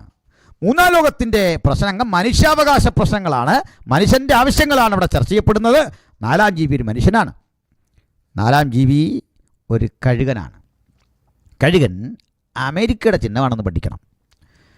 ഇത്തരം രാജ്യങ്ങളെ, ഓയിൽ ഉത്പാദക രാജ്യങ്ങളെയൊക്കെ കൺട്രോൾ ചെയ്യുന്ന ഒരു ശക്തിയായി അമേരിക്കയാണ് ഇന്ന് നിലകൊള്ളുന്നത്. അതുകൊണ്ട് ആ ആധിപത്യമുള്ള രാജ്യങ്ങളെല്ലാം വീര്യം കെട്ടിട്ട് അഫ്ഗാനെ ഉഴുതുമറിച്ചും ഇറാഖിനെ ഉഴുതുമറിച്ചുമൊക്കെ അമേരിക്ക നടത്തിയ രാഷ്ട്രീയ ഇടപെടലുകൾ വീര്യം കെട്ടു പച്ചയുടെ മഞ്ഞയായി മാറി. ഈ 4 ജീവികൾ സ്വർഗീയ ജീവികളാണ്. അവയെങ്ങനെ ഒരു രാഷ്ട്രത്തിൻ്റെ ചിഹ്നമെന്ന നിലയിൽ എങ്ങനെയാണ് ക്ലബ്ബ് ജയിക്കുക എന്നൊരു ചോദ്യം ഉദിക്കാം. പക്ഷെ പഠിക്കേണ്ടത്, ഭൂമിയിൽ നടക്കുന്ന ഏത് സംഭവങ്ങൾക്കും അത്യുന്നതൻ്റെ നിയന്ത്രണമുണ്ട്, ദൈവത്തിൻ്റെ നിയന്ത്രണമുണ്ട്. ദൈവമാണ് സകലത്തെയും നിയന്ത്രിക്കുന്നത്. അപ്പോൾ ദൈവമാണ് രാജ്യത്വം കൊടുക്കുന്നത്, ദൈവമാണ് അധികാരികളെ ആക്കുന്നത്. മനുഷ്യൻ അതിൻ്റെ ചാലകശക്തികൾ മാത്രമാണ്. അപ്പോൾ 4 കുതിരകൾ അവിടെ നിൽക്കട്ടെ. 5-ാം മുദ്ര പൊട്ടിക്കുമ്പോൾ അറുക്കപ്പെട്ടവരുടെ ആത്മാക്കളെ യാഗപീഠത്തിൽ കീഴിൽ കണ്ടു. അതും ഇന്നലെ വിശദീകരിച്ചു. 6-ാം മുദ്ര പൊട്ടിച്ചപ്പോൾ സൂര്യൻ കരിമ്പടം പോലെ കറുത്തു, ചന്ദ്രൻ രക്തതുല്യമായി തീർന്നു. പിന്നെ അത്തിവൃക്ഷം പെരുങ്കാറ്റുകൊണ്ട് കുലുങ്ങിയിട്ട് അതിൻ്റെ കായ്കൾ ഉതിർന്നു വീഴും പോലെ ആകാശത്തിലെ നക്ഷത്രങ്ങൾ ഭൂമിയിൽ വീണു. പിന്നെ ആകാശം മാറിപ്പോയി. പിന്നെ ആ ആ ആ ആ ആ ആ മതി. ഞങ്ങളുടെ മേൽ വീഴുവി എന്ന് പറഞ്ഞ് ഈ സംഭവം പക്ഷെ പെട്ടെന്നല്ല നടക്കുന്നു. ഇവയെല്ലാം ഗ്രാജുവലായൊരു പ്രോസസ്സിൻ്റെ ഭാഗമാണ്. ഈ സംഭവം ഇത് കഴിഞ്ഞാലുടൻ നടന്നാൽ ബാക്കി പറയുന്ന കാര്യങ്ങൾ നടക്കാൻ ഭൂമിയിൽ ഇടമില്ലെന്ന് വരും. കാരണം ആകാശം മാറിപ്പോയി, പുസ്തകം ചുരുട്ടുന്ന പോലെ ചുരുട്ടി, മലയെല്ലാം സ്വസ്ഥാനത്ത് നിന്ന് ഇളകി, സൂര്യൻ കരിമ്പടം പോലെ കറുത്തു, ചന്ദ്രൻ രക്തതുല്യമായി തീർന്നു. ഇത് മറ്റു ചില വിഷയങ്ങളോട് ചേർത്താണ് പഠിക്കേണ്ടത്. മത്തായിയുടെ സുവിശേഷം 24 അധ്യായത്തിലേക്കാണ് പോകേണ്ടത്. 24:15 മുതൽ വായിക്കാം. വായിച്ചോളൂ.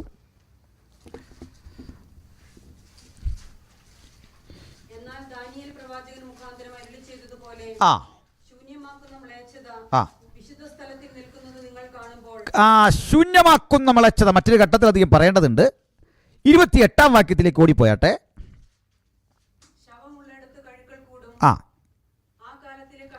ആ കാലത്തിലെ കഷ്ടം കഴിഞ്ഞ ശേഷം സൂര്യനിരുളും. പിന്നെ ഈ ഭാഗവും ഇപ്പോൾ വായിച്ച വാക്യവും പാരലാണ്. 6-ാം മുദ്രയും പത്താള സുവിശേഷം 24:28 പാരലാണ്. ഒരേ കാര്യമാണ്. വ്യക്തമായോ? ഒരേ കാര്യമല്ലേ, 2 തവണ അതിലൊന്നൊന്നുമില്ല. ഇനിയുണ്ട് പാരലായ ചില ഭാഗങ്ങൾ. നമുക്ക് അങ്ങോട്ട് ക്രമേണ പോയാൽ മതി. പക്ഷെ അതിനു മുമ്പ് പുസ്തകം തീർത്തിട്ട് വരാം. നമുക്കാദ്യം പുസ്തകത്തിൽ എവിടെയൊക്കെ എന്തൊക്കെ കിടക്കുന്നു എന്നറിഞ്ഞിട്ട് വരാം. എന്താ പറയുന്നു? സന്തോഷമല്ലേ? നെക്സ്റ്റ് വൺ 7-ാം അധ്യായം ഇന്നലെ പറഞ്ഞു, ഓർമ്മയുണ്ടോ? 144,000. 7-ാം അധ്യായത്തിലെ 144,000 എന്ന് പറയുന്നത് വ്യത്യസ്തമായ ഒന്നാണ്. അത് മഹാപീഡന കാലയളവിൽ 12 ഗോത്രങ്ങളിൽ നിന്ന് വേർതിരിയപ്പെട്ട് ദൈവം വേർതിരിച്ച 144,000 പേരാണ്. അവിടെ കാണേണ്ടത് ദാൻ ഗോത്രത്തിൻ്റെ അസാന്നിധ്യമാണ്. അത് പിന്നീട് ചർച്ച ചെയ്യാം. അപ്പോൾ ഇവരൊരിക്കലും നമ്മളാരുമല്ല, മറിച്ച് ആരാണത്? യഹൂദ സമൂഹമാണ്. ഗോത്രം പറഞ്ഞുകൊണ്ട് നമ്മളാരുമല്ല, അത് വേറെയാണ്. അപ്പോൾ അവരുടെ കാര്യവും പിന്നെ ചർച്ച ചെയ്യാം. ആ വിഷയം വരട്ടെ. ഇപ്പോൾ നമ്മൾ 7-ാം മുദ്രാഭേദനത്തിലേക്ക് പോവുകയാണ്. അതുകൊണ്ട് 8-ാം അധ്യായത്തിൽ കിടക്കാം. ചാപ്റ്റർ 8.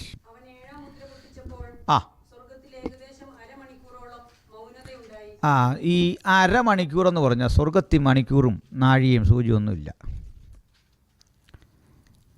ഇത് കാഴ്ച കാണുന്ന യോഹന്നാൻ മാനുഷികമായൊരർത്ഥത്തിൽ അദ്ദേഹത്തിന് അനുഭവിച്ച ഫീലിംഗാണ് ഈ പറയുന്നത്. അല്ല, അവിടെ സമയമൊന്നുമില്ല.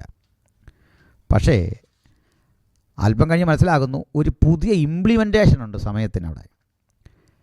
മാസത്തിൽ അതുതരം ഫലം കായ്ക്കുന്ന വൃക്ഷങ്ങളെന്ന് കാണുന്നത്. അപ്പോൾ മാസമൊക്കെ ഉണ്ട്. സമയക്രമം ഈ രീതിയിലല്ലെന്നേ ഉള്ളൂ, ഇന്ന് കാണുന്ന വിധത്തിലല്ല. അത് ഞാൻ പിന്നീട് പറയാം. നമ്മൾ എന്താ പറഞ്ഞേ, എന്നോട് ചിലർ ചോദിക്കാറുണ്ട്, സഭ എടുക്കപ്പെട്ട ശേഷം 7 കൊല്ലം സഭ എവിടെ ആയിരിക്കും? അങ്ങനെ ചോദ്യം വന്നിട്ടില്ലേ? 7 കൊല്ലം എവിടെ ആയിരിക്കും? അതോർത്ത് നമ്മൾ പേടിക്കണ്ട. കാരണം ഇല്ലാത്ത കഥകളൊക്കെ ആൾ പറയാറുണ്ട്. ആ സമയത്ത് മധ്യാകാശത്തിലായിരിക്കും. ആക്ച്വലി മധ്യാകാശം എന്നൊരു വാക്ക് പോലും ഈ വെളിപ്പാട് പുസ്തകത്തിലില്ല, ഗ്യാരണ്ടി തരാം. ആരോ പറഞ്ഞു കേട്ടൊരു പുസ്തകം വായിച്ചിട്ട് അതിൻ്റെ കീഴിൽ നമ്മൾ ചിന്തിച്ച് മൈൻഡ് സെറ്റിങ്ങിനാക്കി വെച്ചിരിക്കുകയാണ്. അതിലില്ല. ആട്ടെ, കൂടി വരുമ്പോൾ ചെയ്യാൻ ആരെങ്കിലും കണ്ടുപിടിച്ചോ? നിങ്ങൾക്ക് എന്നായിരുന്നു പണി?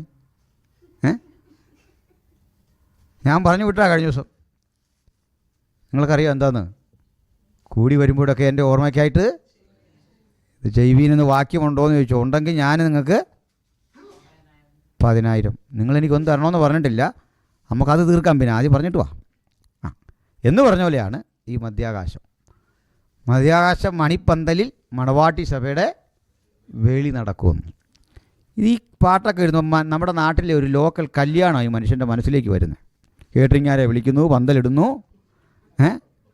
ഇതൊക്കെ നമ്മുടെ മനസ്സിലേക്ക് ഓർമ്മ വരുന്നുണ്ടായി. ഇങ്ങനൊന്നും അല്ലിത്. സ്നേഹത്തിൻ്റെ തീവ്രഭാവം ദ്യോതിപ്പിക്കാൻ പറയുന്ന ആലങ്കാരിക പ്രയോഗമാണ് ഈ കാന്തൻ കാന്ത കല്യാണം എന്നൊക്കെ പറയുന്നത്. അങ്ങനെയല്ലേ? അങ്ങനെയാ. അപ്പോൾ മധ്യാകാശത്തിൽ മണിപ്പന്തലിടുന്ന കർത്താവ് പോലും അല്ലേ എതിർ ക്രിസ്തുവാന്ന് കാണുന്നുണ്ട്. അവൻ മണിപ്പന്തലിടുന്നുണ്ടെന്നൊക്കെ, മധ്യാകാശത്തിലല്ല മണിപ്പന്തൽ ഒരുക്കുന്ന കാര്യമൊക്കെ വരുന്നുണ്ട്. ഈ പാട്ടുകളിലെല്ലാം ഉണ്ട് ഒത്തിരി അപകടം. പോട്ടെ. അപ്പോൾ 7 കൊല്ലം എവിടാന്നൊരു ചോദ്യം ഇല്ല. അത് ഒറ്റ വാക്കിൽ ഉത്തരം പറഞ്ഞിടങ്ങ് പോവാം. ഈ സ്ഥലം, സമയം, കാലം ഇത് ഭൂമിയിലുള്ള മനുഷ്യർക്കേ ഉള്ളൂ. പിടികിട്ടിയോ? ഇല്ല. ജഡമയന്മാരായ ആളുകൾക്ക്, ശരീരമുള്ളവർക്ക് സമയവും കാലമൊക്കെ ഉള്ളെന്ന് മനസ്സിലായോ? തേജസ്കരിക്കപ്പെട്ട ബോഡിക്ക് 7 കൊല്ലമില്ല, 70 കൊല്ലമില്ല, 7 മിനിറ്റും ഇല്ല, 7 സെക്കൻഡും ഇല്ല. ഇന്നലെ കഴിഞ്ഞ ഒരു ദിവസം പോലെയാണ്. അത് പിടിയിട്ടില്ല. അത് മനസ്സിലാക്കി തരാം. ഞാനിത് പറയാൻ കാരണം ഈ അടുത്ത കാലത്ത് അന്തരിച്ച ഒരു വലിയ സയൻറ്റിസ്റ്റ് ഉണ്ട്, മലയാളി, കോട്ടയംകാരൻ, ഡോക്ടർ ജോർജ് സുദർശനൻ. ഈ ജോർജ് സുദർശൻ ക്വാണ്ടം ഫിസിക്സിലാണ് അദ്ദേഹത്തിൻ്റെ ഗവേഷണവും പഠനമൊക്കെ. വലിയൊരു ഗവേഷകനാണ്. അദ്ദേഹത്തിൻ്റെ ഒരു അഭിമുഖം ഞാനിങ്ങനെ ടി വിയിൽ കാണുകയാണ്. അദ്ദേഹത്തിൻ്റെ അഭിമുഖം ഒന്നും ഗ്രഹിക്കാൻ പോലുമുള്ള അറിവുള്ള ആളല്ല ഞാൻ. പക്ഷെ ഒരു കാര്യം എനിക്ക് മനസ്സിലായത് പറയാം. അദ്ദേഹത്തിൻ്റെ വാദം ഈ ന്യൂട്ടനും പൊട്ടെ ഐൻസ്റ്റീൻ കണ്ടുപിടിച്ച പ്രകാശവേഗത്തെക്കാൾ വലിയ വേഗമുണ്ട്. ഏറ്റവും വലിയ വേഗം പ്രകാശവേഗമായിട്ടാണ് കണക്കൂട്ടുന്നത് അല്ലേ? അതിലും വലിയ വേഗമുണ്ടെന്നാണ് വാദിക്കുന്നത്. ആ വേഗത്തിൻ്റെ പ്രത്യേകത അദ്ദേഹം പറയാണ്, ആ വേഗത്തിലൊരാൾ സഞ്ചരിച്ചാൽ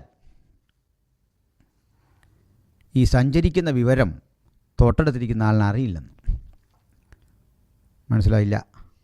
ഞാനിപ്പോൾ ഈ വേഗത്തിൽ പ്രപഞ്ചം മുഴുവനൊന്ന് ചുറ്റിയിട്ട് ഇവിടെ വന്നാൽ നിങ്ങൾക്ക് മനസ്സിലാകുകയില്ലെന്ന്, വേഗത കാരണം. പിടികിട്ടിയോ?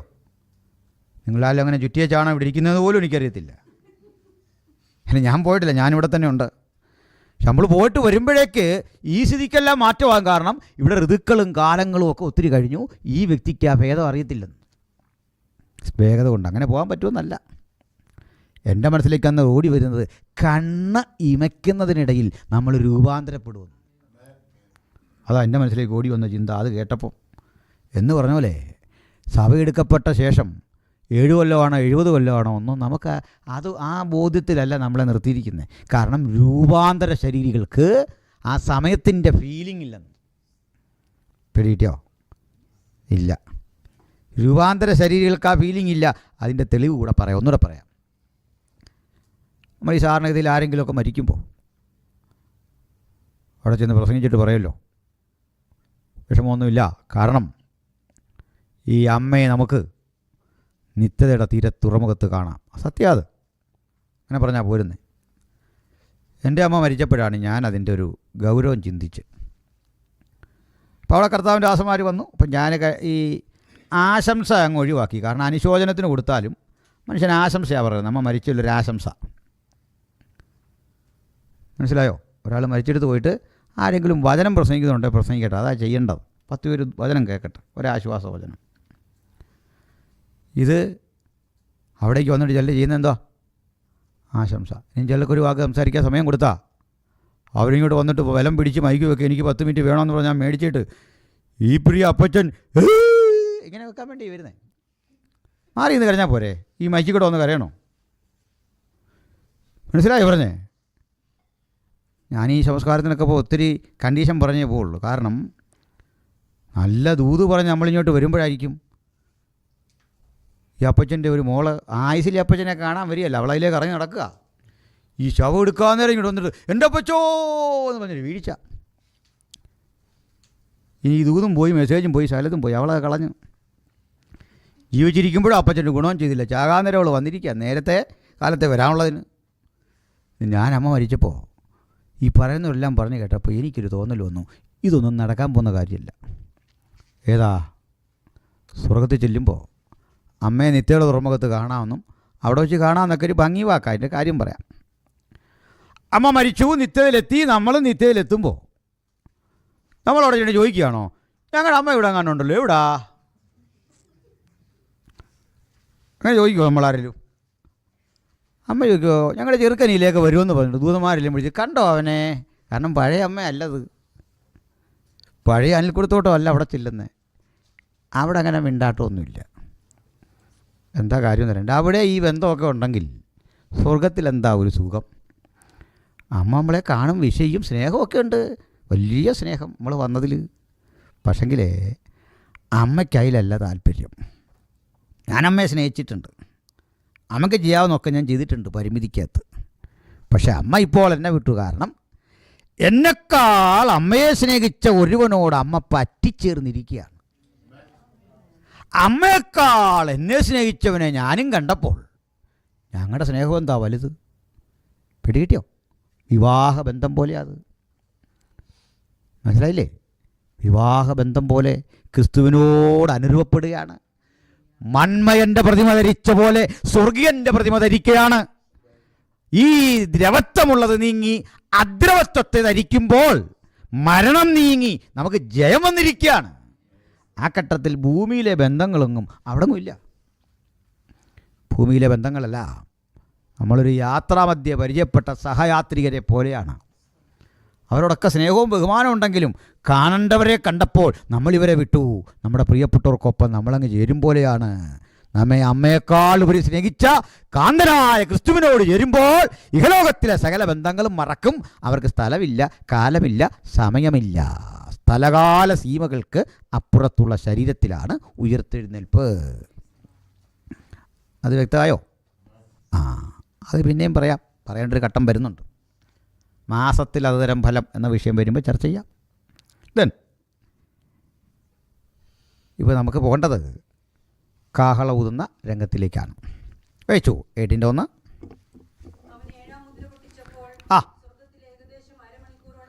അരമണിക്കൂർ മൗനത സ്വർഗത്തിൽ. പിന്നെ ദൈവസന്നിധിയിൽ 7 ദൂതന്മാർ നിൽക്കുന്നു. അപ്പോൾ 7 മുദ്ര അങ്ങോട്ട് വേദിച്ചു. ഇതാ 7 ദൂതന്മാർ നിൽക്കുന്നു. വെറുതെ നിൽക്കല്ല, വായിച്ചോ. അവർക്ക് ഓരോരുത്തർക്കോരോ കാഹളം, 7 കാഹളം ലഭിച്ചു. പിന്നെ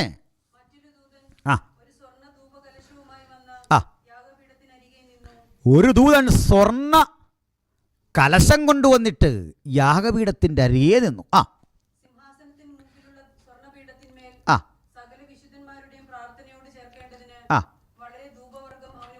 മുമ്പേ കണ്ട് നമ്മളങ്ങനെ ഒരു രംഗം അല്ലേ? ഇനി വായിക്കാം.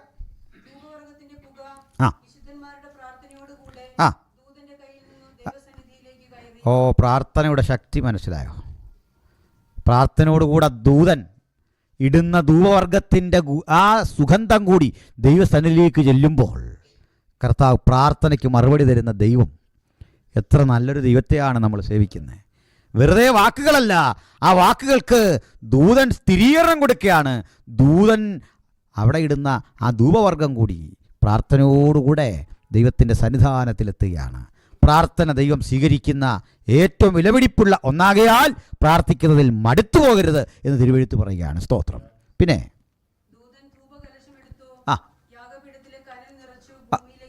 അപ്പോൾ പ്രാർത്ഥന ആ സുഗന്ധവർഗം അങ്ങോട്ട് ചെല്ലുന്ന വേളയിൽ യാഗപീഠത്തിലെ കനൽ നിറച്ചിട്ട് ഭൂമിയിലേക്കെറിഞ്ഞു ദൂതൻ. അപ്പോൾ ഇടിമുഴക്കം, നാദം, മിന്നൽ, ഭൂകമ്പം. പിന്നെ ഇവിടെ മുതൽ കേൾക്കേണ്ടത് ഈ ചരിത്രം മറ്റൊരിടത്തേക്ക് തിരിയുക. അതിൻ്റെ ടേണിംഗ് പോയിൻ്റായി കണ്ടത് ഈ ഇടിമുഴക്കവും പ്രശ്നമൊക്കെ കണ്ടത്. ഈ ദൈവത്തിൻ്റെ പ്രവൃത്തികളിലെല്ലാം ഒരു ഗംഭീര ധ്വനി കാണാം എപ്പോഴും. ഉദാഹരണം, സീനായി മല പുകഞ്ഞും അതിശക്തമായി ഇടിമുഴങ്ങിയും ഞാൻ അത്യന്തം ഭയക്കുന്നുവെന്ന് മോശ കൂടി വിളിച്ചു പറയത്തക്ക വിധമായിരുന്നു ദൈവത്തിൻ്റെ കൽപ്പനകളൊക്കെ കിട്ടിയത്. അപ്പോസ്തല പ്രവൃത്തി 2 ദൈവസാന്നിധ്യം, പരിശുദ്ധാത്മാവിൻ്റെ ആവാസം ജനങ്ങളിലേക്ക് വന്നത് ഇടിമുഴക്കം പോലുള്ള ശബ്ദത്തിലാണ്. ഹല്ലേലൂയ. അതാണ് ചെല്ലു പറഞ്ഞ ആരും അറിയാതെ അത് നിലച്ചെന്ന്, ഒറ്റ മനുഷ്യനും അറിഞ്ഞില്ല. മൂന്നാമത്തെ കാര്യം, ഇനി ഇതുപോലൊരു ശബ്ദം നമ്മൾ കേൾക്കും. എപ്പോഴാ? കർത്താവ് താൻ ഗംഭീരനാഥം. Price law. സഭയുടെ എടുക്കപ്പെടലാണ് ഇതുവരെ കേൾക്കാത്ത ആ ശബ്ദം. ഇനി നമുക്ക് ബാക്കി വായിച്ചോ. ആ ആ ആ ഇവിടെ പോലെ നമുക്ക് 2 പേരെ സഹായം വേണ്ടത്. ഇനിയിപ്പോൾ ഒരു 2 പേരെ സഹായമില്ല, എനിക്ക് മുമ്പോട്ട് പോകാൻ പറ്റിയല്ല. അപ്പോൾ നിങ്ങൾ ഒരാൾ കൂടി റെഡിയായി നിന്നോ, എന്തിനും റെഡിയായി നിന്നോണം.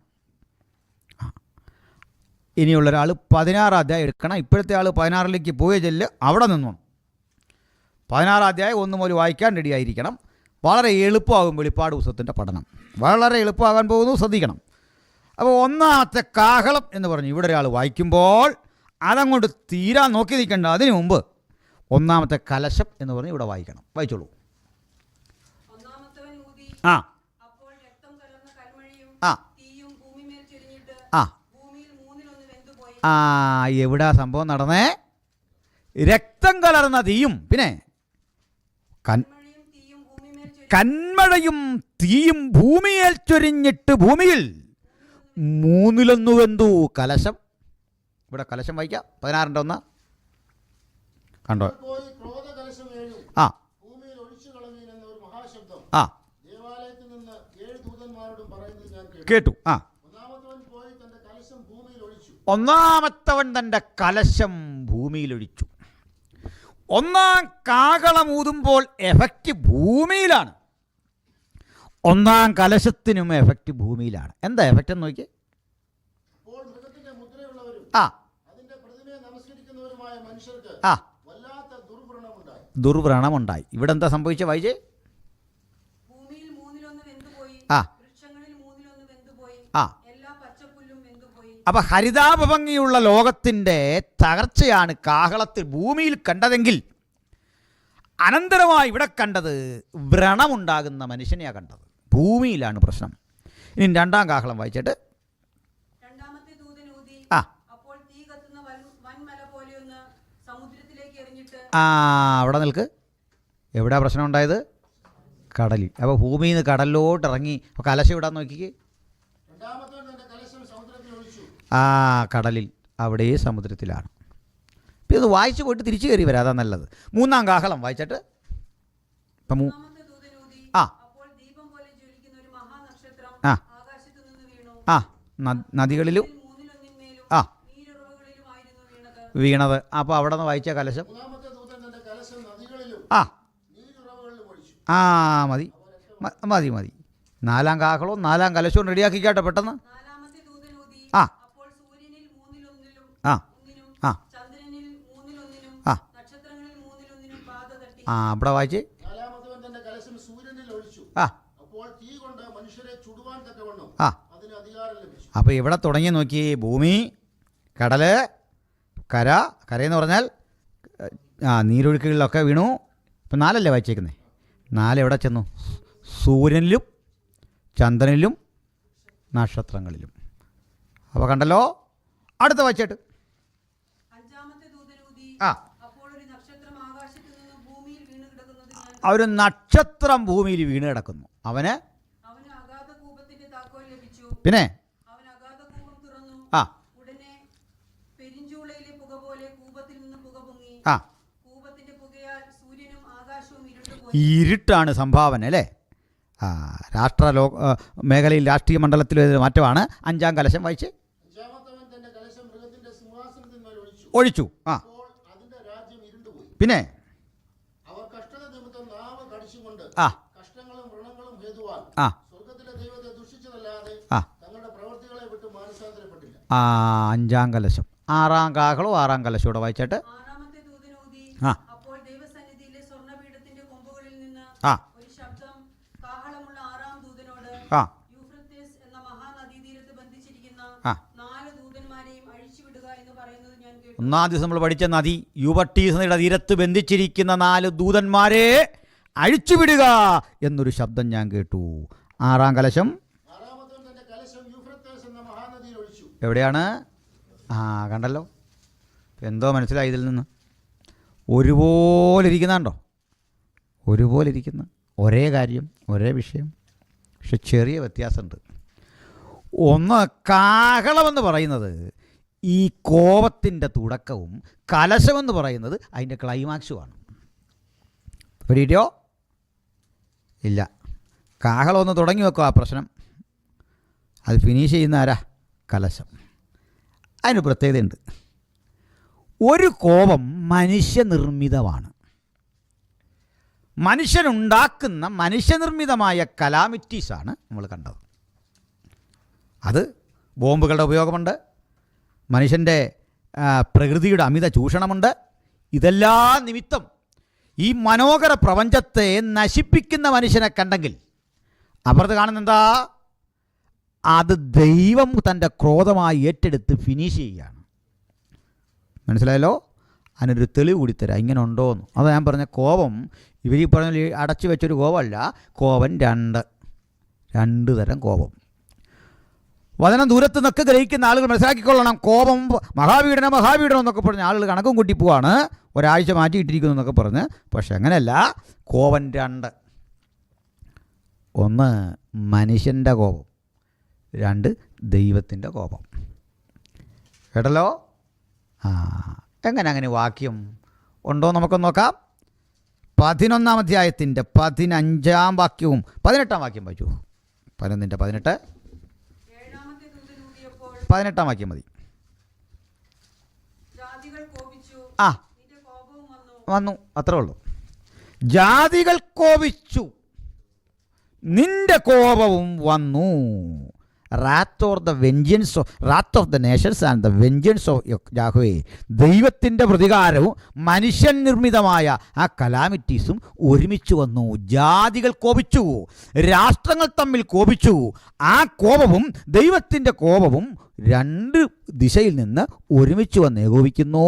അപ്പോൾ 7 കാഹളങ്ങളും 7 കലശങ്ങളും അർത്ഥം കൊണ്ട് ഒരുപോലെ ഇരിക്കുന്നു. ഇത്ര സ്പഷ്ടമാണത്. ഇങ്ങനെ പഠിച്ച എളുപ്പത്തിൽ വെളിപ്പാട് മനസ്സിലാവും. അതിന് ആരോ ഉണ്ടാക്കി വെച്ച കാലം വഴി ആളുകൾ നടക്കുകയാണ്.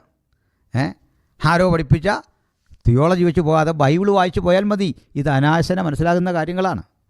പിന്നെ അപ്പോൾ നമുക്ക് 7 കാഹളോ 7 കലശോ ആ ക്രമം അനുസരിച്ച് ഒന്നുകൂടെ ചിന്തിച്ചു പോവാം. 1-ാം കാഹളമൂതിയപ്പോൾ എഫക്റ്റ് ഭൂമിയിൽ, 2-ാം കാഹളമൂതിയപ്പോൾ എഫക്റ്റ് സമുദ്രത്തിൽ, 3-ാം കാഹളമൂതിയപ്പോൾ എഫക്റ്റ് നദികളിലും നീരുറവകളിലും, 4-ാം കാഹളം ആകാശത്തിൽ സൂര്യനിലും ചന്ദ്രനിലും, 5-ാം കാഹളം മൃഗത്തിൻ്റെ സിംഹാസനത്തിൽ അല്ലെങ്കിൽ കാഞ്ഞിര നക്ഷത്രത്തിൻ്റെ പതനം, 6-ാം കാഹളം യൂഫ്രട്ടീസ് നദിയുടെ തീരത്ത് ബന്ധിച്ചിരിക്കുന്ന 4 ദൂതന്മാരുടെ തകർച്ച. ഞാനൊന്നുകൂടെ ആവർത്തിക്കാം. 1-ാം കാഹളം അതുവഴി ഉണ്ടാകുന്നത് ഭൂമിക്ക് ദണ്ഡനം. 2-ാം കാഹളം ഊതുമ്പോൾ സംഭവിക്കുന്നത് കടലിൽ ന്യായവിധി. കടലിൻ്റെ സുഗമമായ ആ ഒഴുക്കും അതിൻ്റെ തിരയും അതിനകത്തെ ആ ദൈവം നിർമ്മിച്ച സംവിധാനങ്ങളെയൊക്കെ മനുഷ്യൻ അമിത ചൂഷണം കൊണ്ടും മറ്റു പല മാലിന്യങ്ങൾ കൊണ്ടും നശിപ്പിച്ച് ഭൂമിയെ നശിപ്പിക്കുന്ന മനുഷ്യനെയാണ് ആ 2-ാം കാഹളത്തിൽ കാണുന്നതെങ്കിൽ സമുദ്രത്തിലാണ് അതിൻ്റെ എഫക്റ്റ് സംഭവിക്കുന്നത്. അടുത്തത് 3-ാം കാഹളം ഊതുമ്പോൾ നദികളും നീരുറവകളുമൊക്കെ നശിക്കുന്ന കാഴ്ചയാണ് കാണുന്നത്. 4-ാം കാഹളം ഊതുമ്പോൾ സോളാർ സിസ്റ്റത്തിന് തകർച്ച സംഭവിക്കുന്നു.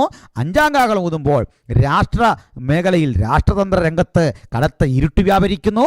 6-ാം കാഹളം ഊതുമ്പോൾ യൂഫ്രട്ടീസ് നദീതടം ഒരിക്കൽ കൂടി ചർച്ചാ വിഷയമാകുന്നു. മനസ്സിലായോ?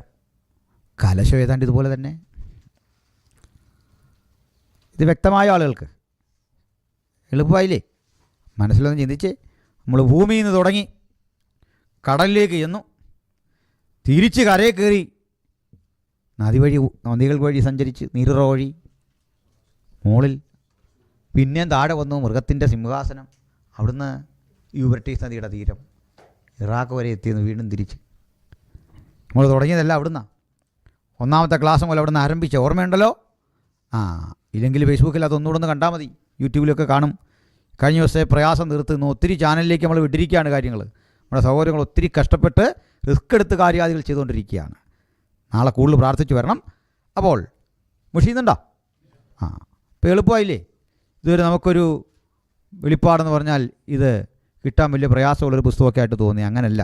വേദപുസ്തകം വായിക്കുമ്പോൾ നമുക്ക് ഇതൊക്കെ മനസ്സിലാക്കാൻ എനിക്ക് കഴിയില്ലെങ്കിലും എന്നെ ശക്തനാക്കുന്നവൻ മുഖാന്തരം ഞാൻ സകലത്തിനും മതിയാകുന്നു. ഇങ്ങനെ പറഞ്ഞേ തുടങ്ങാവുള്ളൂ. ഞാൻ മക്കൾക്കൊന്നും ഒരക്ഷരം പറഞ്ഞു കൊടുക്കുന്ന ഒരാളല്ല വീട്ടിൽ. പണ്ട് ഞാൻ ഈ ഫീൽഡിൽ തന്നെയായിരുന്നു, ട്യൂട്ടോറിയൽ ഫീൽഡിലായിരുന്നു ദീർഘകാലം. അതോ ഈ ശൈലി കാണുമ്പോൾ നിങ്ങൾക്ക് മനസ്സിലാവുമല്ലോ. എന്നാൽ മക്കളെ പഠിപ്പിക്കാനിരുന്നാൽ നമ്മൾ പൊരുത്തപ്പെട്ട് പോവുകയില്ലെന്ന് എനിക്ക് 1-2 അനുഭവം കൊണ്ട് മനസ്സിലായി. അങ്ങനെയാണ്. അതുകൊണ്ട് ഒരു 2-3 ക്ലാസ്സോട് കൂടി മക്കൾക്കും അതിനകത്ത് വലിയ താല്പര്യമില്ല, നമുക്കും താല്പര്യമില്ല, ഭാര്യയ്ക്കും താല്പര്യമില്ല നമ്മൾ ക്ലാസ് എടുക്കുന്നതിനെക്കുറിച്ച് മക്കളോടുള്ള ബന്ധത്തിൽ. അതോടുകൂടി നമ്മൾ ആ ഉദ്യമം അങ്ങ് ഉപേക്ഷിച്ചു. പിന്നെ അവരായി അവരെ പാടായി പഠിക്കുകയോ വായിക്കുകയോ ഒക്കെ ചെയ്തോളാൻ പറഞ്ഞ് ആ കേസ് കിട്ടങ്ങ് വിട്ടു. വലിയൊരു അബദ്ധം എനിക്ക് പറ്റി. ഇവിടെ വന്നപ്പോൾ ഒരാൾ ചോദിച്ചു മോനെത്രലാന്ന് ചോദിച്ചപ്പോൾ ഞാൻ പിന്നെ വീട്ടിൽ വിളിച്ചിട്ടാണ് ചോദിക്കുന്നത് മോനെത്ര ആയെന്ന്, എത്ര ഈ വർഷം എന്നുള്ള കാര്യം.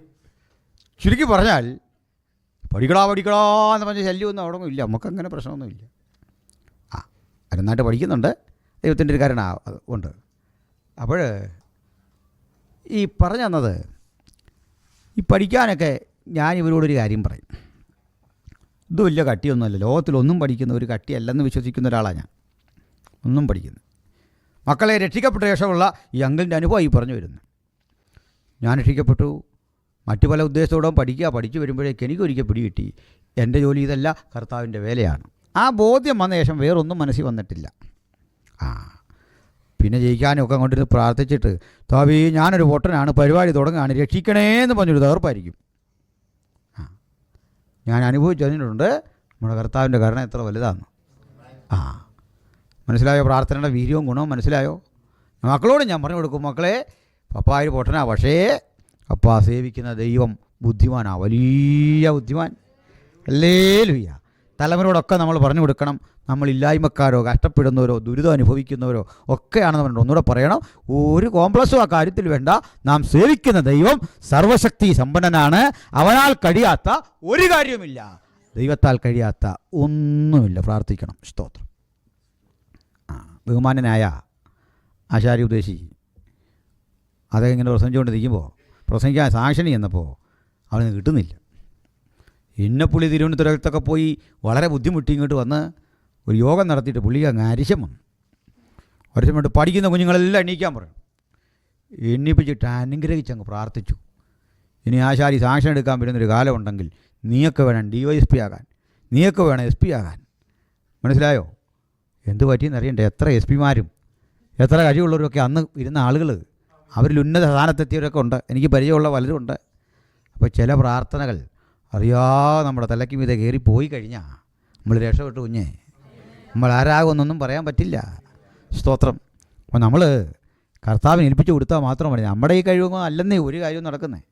ഒന്നും അങ്ങനെയല്ല നടക്കുന്നത്. കുട്ടികൾ അധ്വാനിക്കരുതെന്നൊന്നും അതിനർത്ഥമില്ല. അപ്പോൾ അധ്വാനിക്കാൻ തോന്നിക്കോളും, പഠിക്കാൻ തോന്നിക്കോളും. അപ്പം മക്കളെ, ഞാൻ മക്കളോടെല്ലാം പറഞ്ഞു കൊടുക്കുന്നത് ഈ പഠനം വലിയൊരു കാര്യമല്ല, ഈസി ജോബാണ്, വളരെ എളുപ്പമുള്ളൊരു കാര്യമാണ്, വലിയ കാര്യമായിട്ട് തോന്നുന്നത്. ഇതുപോലെയാണ് ഈ വേദപുസ്തകം പഠിക്കുന്ന. അങ്ങനെ ഈ വേദപുസ്തകം പഠിക്കുന്ന ആളുകൾ എന്ത് ചെയ്താൽ ഇത് സിമ്പിളാണെന്ന് മനുഷ്യന് പറഞ്ഞു കൊടുക്കുകയില്ല, വളരെ ലളിതമാണ്. ചില ആദ്യം തുടങ്ങുമ്പോഴേ പറയും ഇത് മഹാകട്ടിയാണ് പ്രസംഗിക്കാൻ. ഞാൻ ആദ്യം കുവൈറ്റ് വരുന്നത്, UAE ഒത്തിരി തവണ വന്നിട്ടുണ്ട്. എനിക്കിങ്ങനെയൊന്നും വിളിച്ചാൽ അങ്ങനെ പെട്ടെന്ന് പ്രലോഭനം വന്നു പോകുന്ന ഒരാളൊന്നുമല്ല ഞാൻ. അതുകൊണ്ട് ഇങ്ങോട്ടൊക്കെ വരുന്ന ആളുകളോട് ചോദിച്ചാൽ അവരാദ്യം നമ്മൾ പറഞ്ഞത് അയ്യോ അങ്ങോട്ട് പോകരുതെന്നാണ്. ഈ പോകരുതെന്ന് പറഞ്ഞവൻ കാണാം അടുത്ത ആഴ്ച വീണ്ടും പോരുന്നത്. എന്നാൽ പിന്നെ അവൻ പോകാതിരിക്കണ്ടേ? ഇതിൻ്റെ അർത്ഥം നമ്മളാരും പോകരുത്, അവൻ പോകോളാം, അതാണ് ഉദ്ദേശിച്ചത്. ഇതിനായാലും വെളിപ്പാട് പ്രസംഗിച്ചാലും പറയും അയ്യോ വായിച്ചാൽ മനസ്സിലാകില്ല, കാരണം പുള്ളി പ്രസംഗിച്ചോളാം, നിങ്ങൾ കേട്ടിരുന്നോണമെന്ന്. അതാ തന്ത്രം. അതുകൊണ്ട് ആർക്കും പഠിക്കാം. യോഹന്നാനെപ്പോലും മനുഷ്യനെ കൊണ്ട് അത് അമ്പുരാനിത് എഴുതിച്ചെങ്കിൽ നമുക്ക് എന്ത് പാടാ ഇത് പഠിക്കാൻ. God can. നമ്മുടെ കർത്താവിന് കഴിയാത്ത ഒരു കാര്യമില്ല.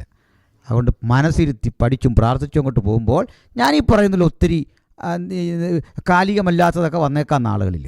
ഞാനിത് മൊത്തം ഇങ്ങനെ പ്രാപിച്ച് പറയുന്നൊന്നുമല്ല.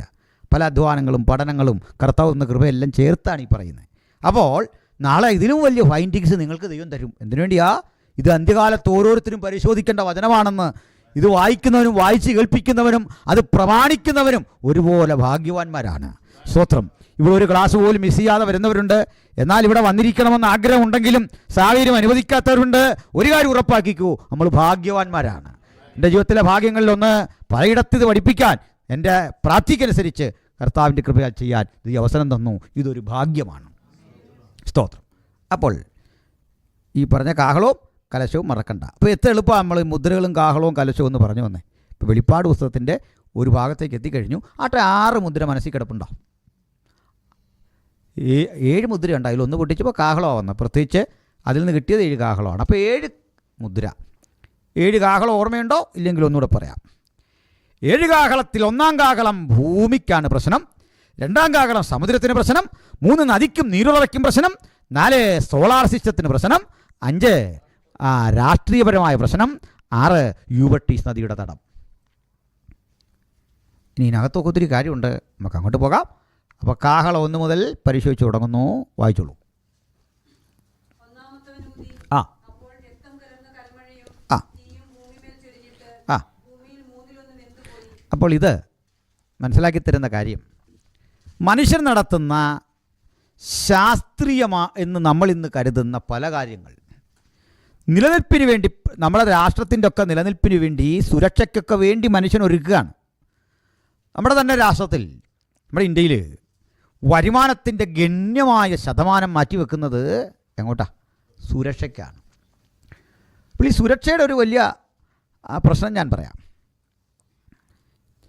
അപ്പോൾ ഇതിന് നഷ്ടം വരുന്നത് ആഹാരം, പാർപ്പിടം, ഇങ്ങനെയൊക്കെയുള്ള രംഗത്ത്. ഇന്ത്യക്ക് അത് ചെയ്തേ പറ്റൂ. മറ്റൊരു ഭാഗം പറഞ്ഞു, ചുമ്മാ ചെയ്യുന്നതല്ല. നമ്മൾ ശത്രുരാജ്യങ്ങളാൽ ചുറ്റപ്പെട്ട് കിടക്കുന്ന ഒരു രാജ്യമാണ്. ഞാനിതൊക്കെ പറയുമ്പോൾ നമ്മുടെ രാജ്യത്തിൻ്റെ ഒരു ഗുണം ദൈവമക്കൾ എപ്പോഴും മനസ്സിലാക്കണം. ഞാൻ ആദ്യം ഒരു ഗുണം പറയാം. ഒരു ഗുണമെന്ന് പറഞ്ഞാൽ, ഇത്രയും വ്യത്യസ്ത കൾച്ചറുള്ളൊരു രാജ്യമില്ലല്ലോ. ബംഗാളിയും തമിഴനും മലയാളിയും ഗുജറാത്തിയും എല്ലാം ഉണ്ടെങ്കിലും 1 മിനിറ്റ് പട്ടാളം ഭരിക്കാത്ത ഒരു രാജ്യമാണ് നമ്മുടെ. നിസ്സാരമാണോ അത്? 1 മിനിറ്റ് പട്ടാളം ഭരിച്ചിട്ടില്ല. ഒറ്റ മതം ഭരിക്കുന്ന സ്ഥലങ്ങളിലെല്ലാം ഉണ്ട് ഈ പട്ടാള ഭരണവും അടിയും കുടുംബാടിയൊക്കെ നടക്കുക. ലങ്കയൊക്കെ പോയി പോക്കുണ്ടോ? മ്യാൻമാറും പാകിസ്ഥാനും ഒക്കെ ഉണ്ടോ? അന്തസ്സോടെ ലോകം മുഴുവൻ നമ്മളെ നോക്കുന്നൊരു കാര്യമുണ്ട്. പ്രധാനമന്ത്രി മോശമാണെങ്കിൽ, പ്രസിഡന്റ് മോശമാണെങ്കിൽ, മുഖ്യമന്ത്രി മോശമാണേ, നമ്മളൊരു ഇടി, പരിപാടി തീർന്നു. ഒരുമിച്ചിടിക്കാൻ നമുക്ക് കഴിവില്ലാത്തതാണ് പ്രശ്നം. ഇടി ചെതറിപ്പോന്നായി പ്രശ്നം. ഒരുമിച്ചൊരു ഇടി ഇടിച്ച സംഗതി തീർന്നു. മനുഷ്യൻ ഉണർന്നു കഴിഞ്ഞാൽ പരിപാടി തീർന്നു. അതാണ് ഇന്ത്യയുടെ ലോകത്തിലെ തന്നെ ഏറ്റവും വലിയ ജനാധിപത്യമാണ്. അങ്ങനെ അത്രയും സങ്കീർണ പ്രക്രിയയാണ്. അവിടെ നിൽക്കട്ടെ. വേറൊരു ഗുണമുണ്ട്, അതുകൂടെ ഞാൻ പറയാം. നമ്മുടെ നാടിൻ്റെ ഒരു ഗുണം പറയുമ്പോൾ നിങ്ങൾക്ക് വിഷമമാണോ? വേറൊരു ഗുണം, ഇപ്പോൾ നമ്മുടെ നാട്ടിൽ ഒരാൾക്കൊരു കടം വന്നു, ഒരു ഗുരുതര കടം വന്നാൽ നമ്മുടെ രാജ്യം അവനെ രക്ഷിക്കും. അവൻ്റെ ആ കടം ഗവൺമെൻറ് ഏറ്റെടുത്ത് പൂർണ്ണമായിട്ട് വീടും. ഉദാഹരണം, വിജയ് മല്യ, ഒരു ഓട്ടോമാക്കുകാരൻ. വിജയ് മല്യ വലിയ കടക്കണിയിലായി. ആ പ്രശ്നം രൂക്ഷമായപ്പോഴേക്ക് വിജയ് മല്യ എങ്ങാണ്ട് പോയിച്ച് വിളിച്ചു പറഞ്ഞു, അയ്യോ സാറെന്തിനാ വിഷമിക്കുന്നേ, ഞാൻ ഏറ്റു, ഞങ്ങൾ ഏറ്റെന്ന്, പ്രശ്നമില്ല. പെട്രോളിലേക്ക് ഒരു അല്പാൽപ്പം വില കൂട്ടിയിട്ട് ഇപ്പം ഞങ്ങളെല്ലാം വിജയ് മല്യയുടെ കടം വീടിക്കൊണ്ടിരിക്കുക. നിങ്ങൾ ഇരിക്കുമ്പോൾ നിങ്ങളൊക്കെയാണോ വല്ല ഉത്തരവാദിത്വം ചെയ്യുന്നുണ്ടോ? രാജ്യത്തെക്കുറിച്ച് വല്ല ബോധമുണ്ടോ നിങ്ങൾക്ക്? ഇവിടെ വന്ന് താമസിക്കുന്നത് ഞങ്ങൾ വിജയ് മല്യയുടെ കടം കൊണ്ട് വീടി തീർന്നുകൊണ്ടിരിക്കുമ്പോൾ റോട്ടോമാക്കാരൻ, പേന കച്ചവടക്കാരൻ അവനടുത്ത കടവും കൊണ്ട് പോയി. മനസ്സിലായോ? അവൻ്റെ എല്ലാം കടം എഴുതി തള്ളിയേച്ച് എനിക്കൊന്ന് ഞാൻ ഈ പരിപാടി ഇവൻ്റെ എല്ലാം ഈ കടം വീടിയാണ് ഞാൻ ഈ ഗതികളിലായത്. ചുരുക്കി പറഞ്ഞാൽ അങ്ങനെയും കൂടെ ഒരു ഗുണം ഇല്ലാതില്ല. പോട്ടെ, നമ്മുടെ വിഷയത്തിലേക്ക് വരാം. നമ്മൾ ഉറങ്ങാതിരിക്കാൻ ഇടയ്ക്ക് ഇങ്ങനെയൊക്കെ ഒന്ന് പറഞ്ഞു വരുന്നു കേട്ടോ. സ്തോത്രം. അപ്പോൾ ഈ 1-ാം കാഹളം ഇത് മനസ്സിലാക്കേണ്ടത്, ലോകരാഷ്ട്രങ്ങൾ സുരക്ഷയ്ക്ക് വേണ്ടിയാണ് ആയുധമുണ്ടാക്കുന്നത്. ലോകത്തേറ്റവും അധികം ആയുധം ഉൽപ്പാദിപ്പിക്കുന്ന രാജ്യം ഏതെന്നറിയോ? ഇന്ത്യയൊന്നുമല്ല, നമ്മൾ പാവങ്ങൾ. നമ്മൾ ഈ ഉള്ളിയുള്ള കിഴങ്ങ് ഉൽപ്പാദിപ്പിക്കാൻ എന്നെ കഷ്ടിച്ച, അന്നേരമാണ് ആയുധം ഉൽപ്പാദിപ്പിച്ചു.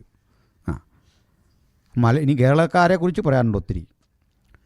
ഈ നമ്മുടെ ഇന്ത്യയിൽ തന്നെ ഓരോ ഉൽപ്പന്നങ്ങളുണ്ട്, ഇല്ലെന്നല്ല. വീറ്റ് അത് ബംഗാളിൽ നിന്നാണ് കൂടുതലെന്ന് തോന്നുന്നു. പിന്നെ അരി നമുക്ക് വരുന്ന ആന്ധ്രയിൽ നിന്നാണ്. പെട്രോൾ വരുന്നത് ഇവിടെ നിന്നാണ്. നമ്മുടെ മലയാളിയുടെ സ്വന്തം എന്ന് പറയാം ഹർത്താലല്ലാതെ. അത് കറക്റ്റായിട്ട് ആഴ്ചയിൽ ഒരിക്കലും ഞാനൊക്കെ ഒരിക്കൽ ചെന്ന് എയർപോർട്ടിൽ കുരുങ്ങിപ്പോയി, ഒരു രക്ഷയില്ല. കുപ്പിവെള്ളം പോലും കിട്ടാത്ത സ്ഥിതി പുറത്തിറങ്ങി കഴിഞ്ഞപ്പോൾ വണ്ടി ഓടിച്ച് പോകാനൊക്കെ അവിടെ കിടന്ന്. ചുരുക്കി പറഞ്ഞാൽ അത് കൃത്യമുണ്ട്. അപ്പോൾ ചുരുക്കത്തിൽ നമ്മുടെ ഏറ്റവും അധികം ആയുധം ലോകത്ത് ഉൽപ്പാദിപ്പിക്കുന്നത് ഇസ്രയേലാണ്. അവരോട് ഏറ്റവും അധികം വാങ്ങുന്ന രാജ്യത്തിൻ്റെ പേര് കേട്ടാൽ നടുങ്ങണ്ട, നമ്മൾ ഇന്ത്യയാണ്. അതൊക്കെ നമ്മൾ ഇടയ്ക്കൊരു ക്ലാസ്സിൽ പറയുന്നുണ്ട് എൻ്റെ റീസൺസ്. അതെങ്ങനെ അങ്ങോട്ട് എത്തും എന്നെനിക്കറിയാൻ വയ്യ. നിങ്ങൾ പഠിച്ചിരിക്കണം, എങ്കിലേ പറ്റുള്ളൂ അങ്ങോട്ട്. ഇപ്പോൾ നമുക്ക് സ്പീഡായി ക്ലാസ്സിന്, കുഴപ്പമില്ല. നമുക്ക് ഇൻ ബിറ്റ്വീൻ കുറേ ചാപ്റ്റേഴ്സ് ഉണ്ട്. അതുവഴി പോയിട്ട് ആ ഗ്രാഫ് ഒന്ന് കറക്റ്റായിട്ട് കിട്ടിക്കഴിഞ്ഞാൽ നമുക്ക് ഇതിന് പുറത്തുള്ളതും ഇതിനോട് ബന്ധമുള്ളതുമായ ഇത്തരം വിഷയങ്ങൾ ചർച്ച ചെയ്യും. ഓക്കെ, ശരി. ദെൻ ഒന്നാം കാഹളം അവിടെ കാണുന്നത് ആയുധ നിർമ്മാണം. മനുഷ്യൻ്റെ ആയുധവും ഈ ഡിസാമമെൻസ് ഒക്കെ നമ്മൾ പറയാറുണ്ട്, ആയുധ നശീകരണം എന്നൊക്കെ പറയാറുണ്ടെങ്കിലും അതൊന്നും ഫലവത്തായി തീരുന്നില്ല. മാരകായുധങ്ങളുടെ നിർമ്മാണം ഭൂമിയെ എങ്ങനെ നശിപ്പിക്കുന്നു എന്നതാണ് ഈ കാണിക്കുന്നത്. രാസായുധങ്ങളുടെയും അണ്വായുധങ്ങളുടെയൊക്കെ നിർമ്മാണം, അതിൻ്റെ അനന്തരഫലമായി ഭൂമിക്ക് എന്ത് ഭവിക്കുന്നു, അത് എക്സ്പ്ലെയിൻ ചെയ്ത് പറയാൻ കുറേ കാര്യങ്ങൾ താഴോട്ടുണ്ട്. നമുക്ക് ആറാമത്തെ കാഹളത്തിൻ്റെ കാര്യമൊക്കെ വരുമ്പോൾ അത് പറയാം. താഴോട്ട് വായിച്ചോളൂ.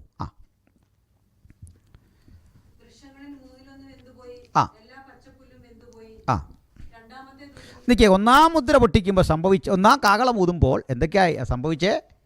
പച്ചപ്പുല്ലൊക്കെ വെന്തു, ഹരിതാഭംഗിയുള്ള വനം നശിച്ചു.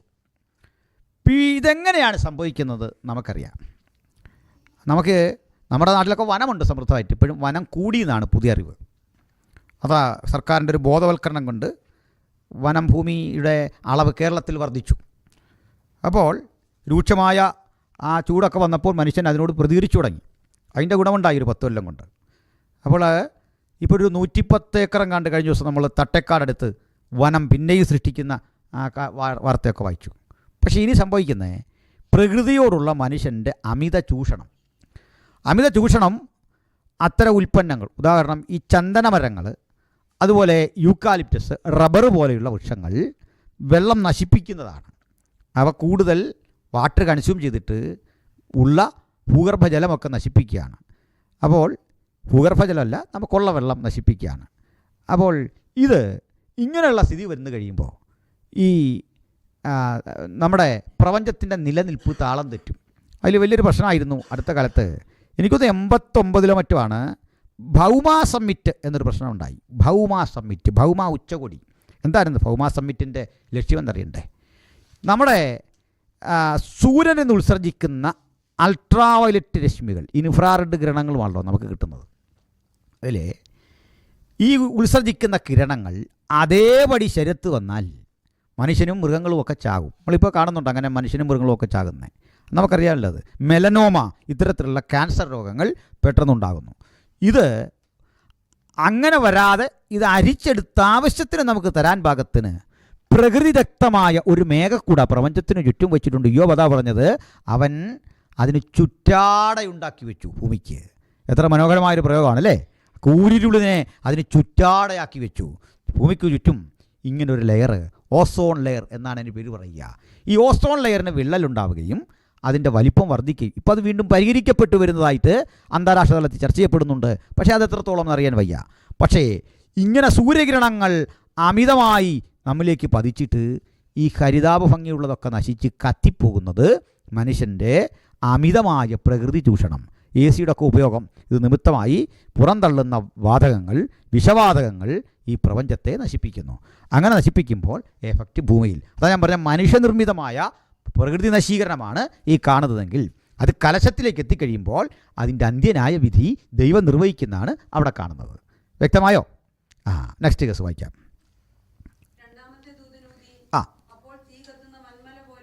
അപ്പോൾ ഇത് പറയാൻ യോഹന്നാൻ പറ്റുന്നില്ല എന്താണെന്ന്.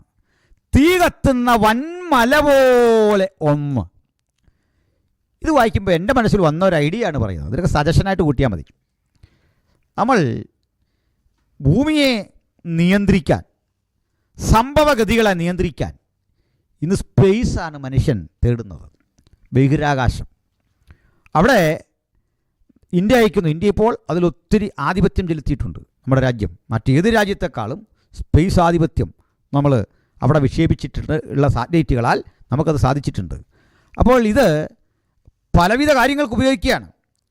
അപ്പോൾ ഇതിൽ നിന്നെല്ലാം ഉത്സർജിക്കുന്നത് ധാരാളം ഇന്ധനത്താലാണ് ഇത് വർക്ക് ചെയ്യുന്നത്. ധാരാളം ഇന്ധനം വേണം. അപ്പോൾ ഇങ്ങനെ കുറേ കഴിയുമ്പോൾ അത് അവിടെ തന്നെ നശിച്ച് കാലഹരണപ്പെട്ട് അതുവഴി സഞ്ചരിക്കുന്നൊരു കാഴ്ചയാണ് പിന്നെ സംഭവിക്കുന്നത്, അല്ലേ? ബഹിരാകാശത്ത് തന്നെ ഇത് സഞ്ചരിച്ച് തീരുകയാണ്. അപ്പോൾ ഇത്തരം എത്ര എണ്ണമാണ് മനുഷ്യൻ അയക്കുന്നത്? ഇവിടുന്ന് എല്ലാ രാജ്യങ്ങളും അല്പം കഴിഞ്ഞ് ഇതേ പണി ചെയ്താൽ ഈ സ്പേസിൻ്റെ ആധിപത്യം എല്ലായിടത്തേക്കും അത് വിടാൻ പറ്റുന്നില്ല. കാരണം ഭൂമിയുടെ ആവശ്യത്തിനാണത് വിന്യസിക്കപ്പെട്ടിരിക്കുന്നത്. എന്നാൽ ഇതൊക്കെ ഡിസോർഡർ ആകുന്നൊരു സ്ഥിതി വരിക എന്ന് കൂട്ടുക. അതൊക്കെ ഡിസോർഡർ ആകുകയാണ്. ഡിസോർഡർ ആകുമ്പോൾ സംഭവിക്കുന്ന ഇതിൻ്റെയൊക്കെ പ്രപഞ്ചത്തിൻ്റെ താളം തെറ്റാം. അത് നിമിഷങ്ങൾ മതി ആ താളം തെറ്റാൻ. അപ്പോൾ ഭൂമിയിലാണ് എൻ്റെ കൺട്രോള്. ഈ കൺട്രോളൊക്കെ തെറ്റിക്കഴിഞ്ഞാൽ ഇത് നശിപ്പിക്കുക പാടാണ്. നമ്മുടെ ബാല്യത്തിലൊക്കെ ഇങ്ങനെ കേട്ടിട്ടുണ്ട്. അമേരിക്ക അയച്ച ഒരു സാറ്റലൈറ്റ് അതിനെ തകർക്കാൻ രക്ഷയില്ലാതെ അവസാനം ഒരു വിധത്തിൽ കൊണ്ട് സമുദ്രത്തിൽ അടിച്ചു കളഞ്ഞ വാർത്തയൊക്കെ വായിച്ചിട്ടുണ്ട്. ഒരുപക്ഷെ ഇത്തരത്തിൽ ഇതൊന്നും ആണെന്നല്ല പറഞ്ഞു വരുന്നത്. ഇതേപോലെയോ വിസ്തരിക്കാനാവാത്ത മറ്റൊരു കണ്ടെത്തലോ വന്നിട്ട് മനുഷ്യനിർമ്മിതമായ എന്തോ ഒരു വസ്തു യോഗന്നാന് പറയാൻ സാധിക്കുന്നില്ല. കാരണം ആവിഷ്കൃതമായൊരു കാലഘട്ടത്തിൽ പ്രപഞ്ചം ഇങ്ങനെ ആകുമെന്നൊന്നും കാണാത്തൊരു കാലഘട്ടത്തിൽ കാഴ്ച അദ്ദേഹത്തിൻ്റെ ഭാഷയിൽ എഴുതിയിരിക്കുന്നതാണ് നമ്മൾ കണ്ടത്.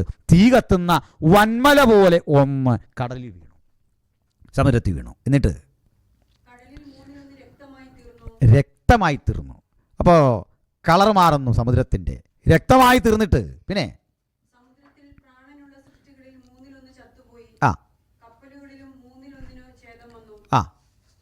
പിന്നെ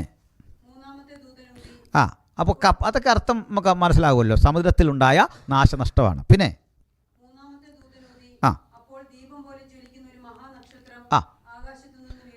ഇവിടെ പറയുന്ന നക്ഷത്രം അക്ഷരാർത്ഥത്തിലൊരു നക്ഷത്രമല്ല. കാരണം പിന്നെ അവനെന്നാണ് വിളിക്കുന്നത്, അല്ലേ? ആണോ നോക്കി, അപ്പല്ലോൻ എന്ന പേര്, അങ്ങനല്ലേ? വായിച്ചിട്ട്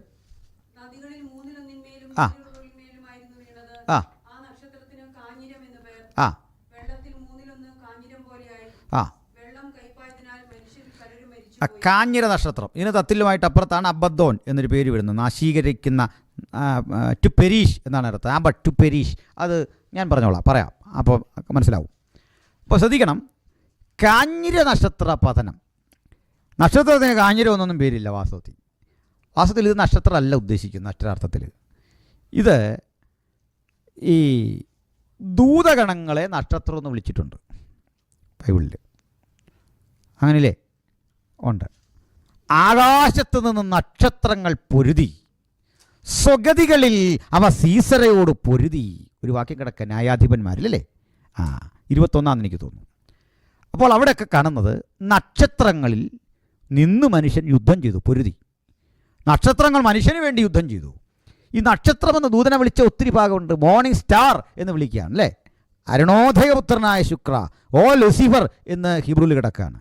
അപ്പോൾ ഇത്തരത്തിൽ ഒരു ദൂതൻ്റെ സാന്നിധ്യമാണോ അല്ല ഒരക്ഷരാർത്ഥ നക്ഷത്രമാണോ? നക്ഷത്രം ഇങ്ങനെ വീഴേണ്ട കാര്യമില്ല.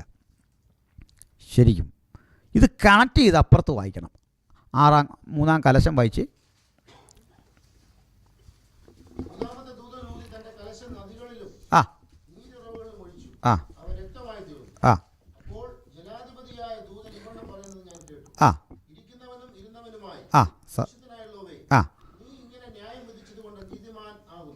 അവിടെ നിൽക്കട്ടെ. ഇനി കാഹളം 3 വായിച്ചു ഒന്നുകൂടെ.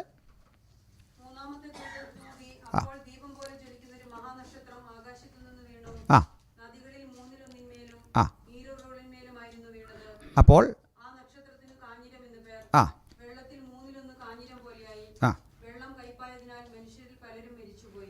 മനസ്സിലാക്കേണ്ടത് മനുഷ്യനിർമ്മിതമായ ഇടപാടുകളാൽ മുമ്പ് സൂചിപ്പിച്ചതുപോലെ അപ്പോൾ ഇതിനെ കൺട്രോൾ ചെയ്യുന്ന ദൂതനുണ്ടെന്ന് നമുക്കറിയാം. മനുഷ്യൻ ചെയ്യുന്ന ഏത് പ്രവൃത്തിയും മനുഷ്യൻ്റെ ക്രോധം നിന്നെ സ്തുതിക്കും നിശ്ചയമെന്ന് വചനം പറയുകയാണ്.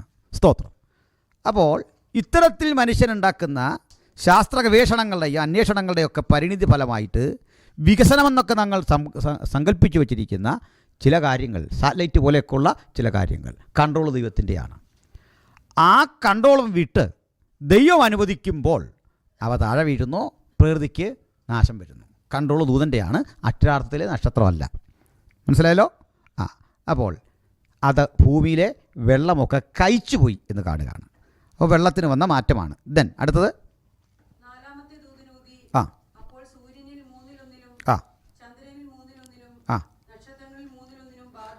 അത് മനസ്സിലാക്കേണ്ടത്, ഈ സൂര്യൻ ഒരിക്കൽ അതിൻ്റെ ഇന്ധനപ്പുര എരിഞ്ഞു തീരും എന്ന് തന്നെ വചനം പറയാണ്. വചനം മാത്രമല്ല, ശാസ്ത്രവും സമ്മതിക്കുന്നു. സൂര്യൻ ഒരിക്കൽ അതിൻ്റെ ആ ഉൾക്കാമ്പിൽ ഇരുട്ടാണെന്നറിയാമല്ലോ, അഗാധ ഗർത്തമാണ് സൂര്യൻ്റെ ആ കോറ്, അങ്ങനെ നമുക്കറിയാം അല്ലേ? അപ്പോൾ ഇത് എക്സ്പാൻഡ് ചെയ്ത് വരികയാണ്. അങ്ങനെ ധാരാളം വേറെ ഗോളങ്ങളുണ്ട്. ആ ഗോളങ്ങളെയാണ് നമ്മൾ കുള്ളന്മാരെന്നൊക്കെ വിളിക്കുന്നത് അല്ലേ? ചെറിയ വലിയ ഗോളങ്ങൾ. അപ്പോൾ ഇതിൽ അന്ധതമസ് സൂക്ഷിച്ചു വച്ചിരിക്കുന്ന ധാരാളം ഗോളങ്ങളുണ്ട്.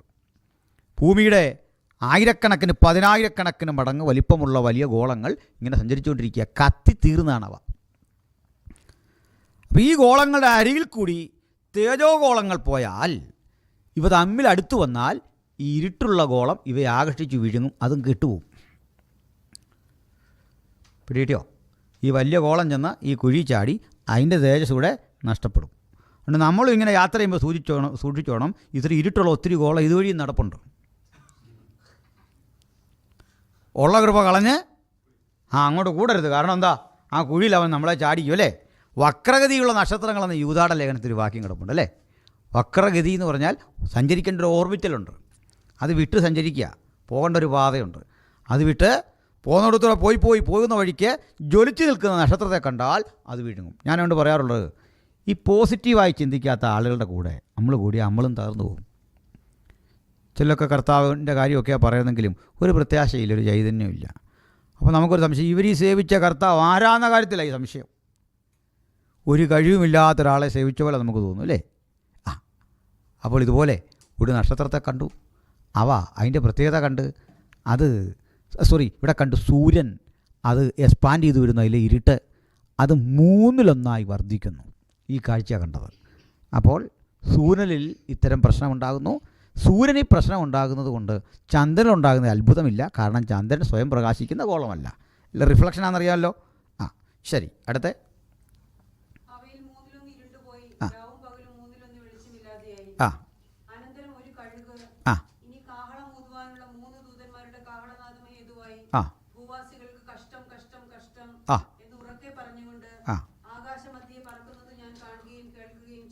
പിന്നെ കാഠിന്യം കൂടാൻ പോവാണ്.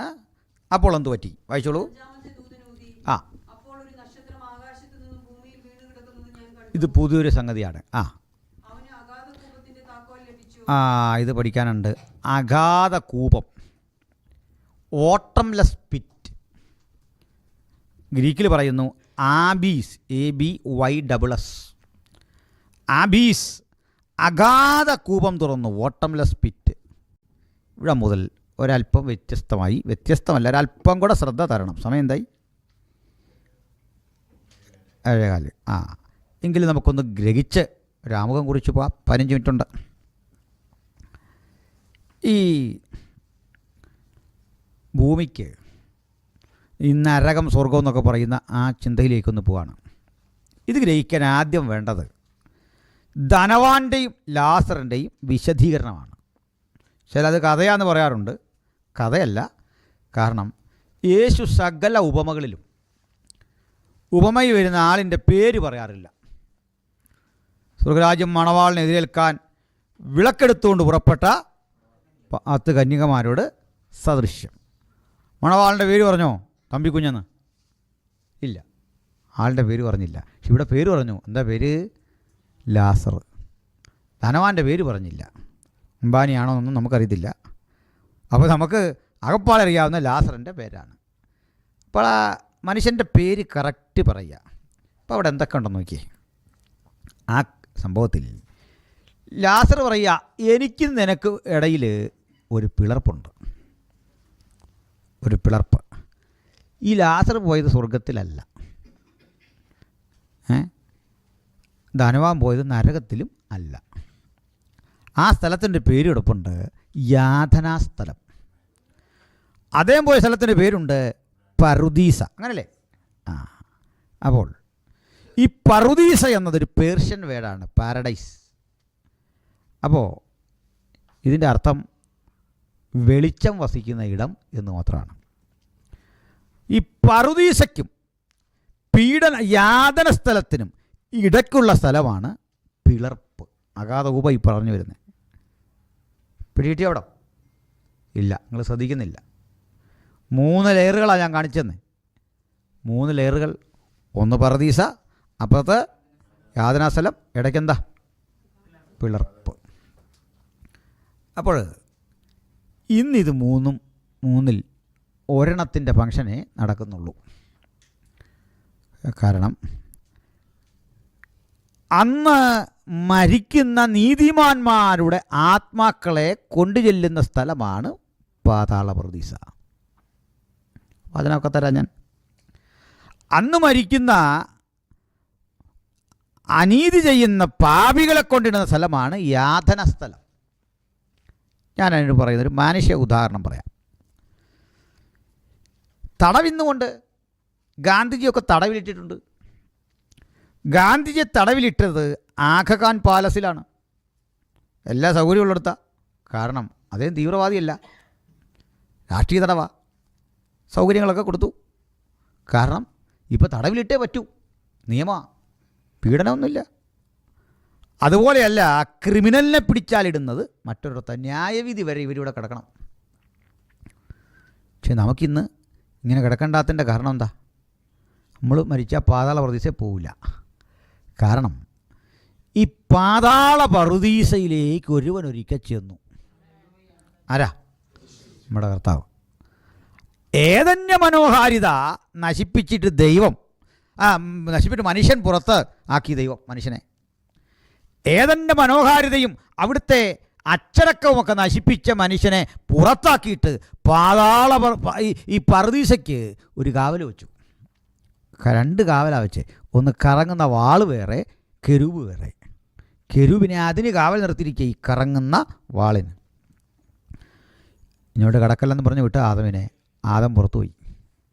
ആദ്യം മനസ്സിലാക്കേണ്ടത് ഏദൻ തോട്ടമെന്നല്ല, ഏദനിൽ ഒരു തോട്ടമെന്നാണ്. സ്ഥലത്തിൻ്റെ പേര് ഏദൻ, തോട്ടം വേറെ. മനസ്സിലാകുന്നോ? അത് ഹീബ്രു വേർഡ് ഗ്യാൻ എലോഹീം, യഹോവയുടെ തോട്ടം, ദൈവത്തിൻ്റെ തോട്ടം. ഗ്യാൻ എലോഹീമിൽ നിന്ന് അവനെ പുറത്താക്കി, ഏദനിലുള്ള ആ സ്ഥലത്തുനിന്ന് പുറത്താക്കി. ഏദൻ പിന്നെ അങ്ങോട്ട് പോയി. പിന്നെ ഈ പറുദീസ എന്ന നിലയിൽ കാണാൻ പറ്റിയ സ്ഥലം ലാസർ കിടക്കുന്ന സ്ഥലമാണ്. ഈ സിസ്റ്റം എടുത്ത് ദൈവം ഭൂമിയുടെ അധോഭാഗങ്ങളിലാക്കി. അപ്പോൾ മരിച്ച കർത്താവ് ആ ശരീരം ബോഡി അവിടെ കൊണ്ടുവച്ചു. പിന്നെ നമുക്കൊന്നും അറിയത്തില്ല, അടച്ചു പൂട്ടിയിട്ട് പോകുന്നു ആൾക്കാർ. പക്ഷെ കർത്താവ് അവിടെ ചുമ്മാ ഇരിക്കല്ല.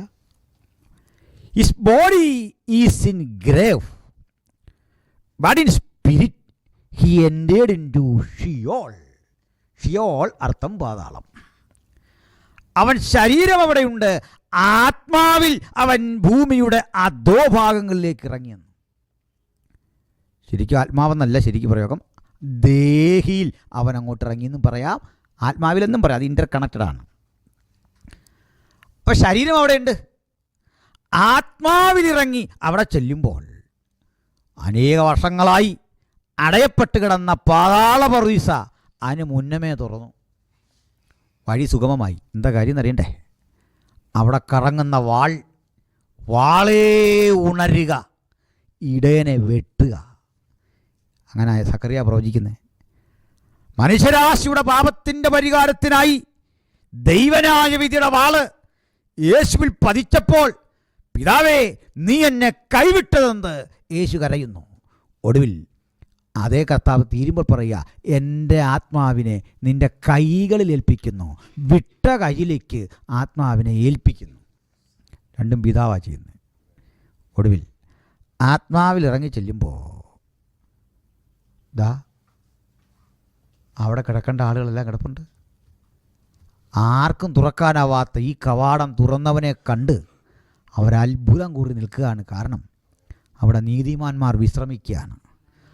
ആദ്യ നീതിമാനായ ഹാബേൽ മുതൽ ഇന്ന് വരെയുള്ള നീതിമാന്മാർ വിശ്രമിക്കുമ്പോൾ അന്ന് യേശു വരെയുള്ള അബ്രഹാമുണ്ട്, ഇസ്ഹാക്കുണ്ട്, യാക്കോബുണ്ട്, ദാവീദുണ്ട്.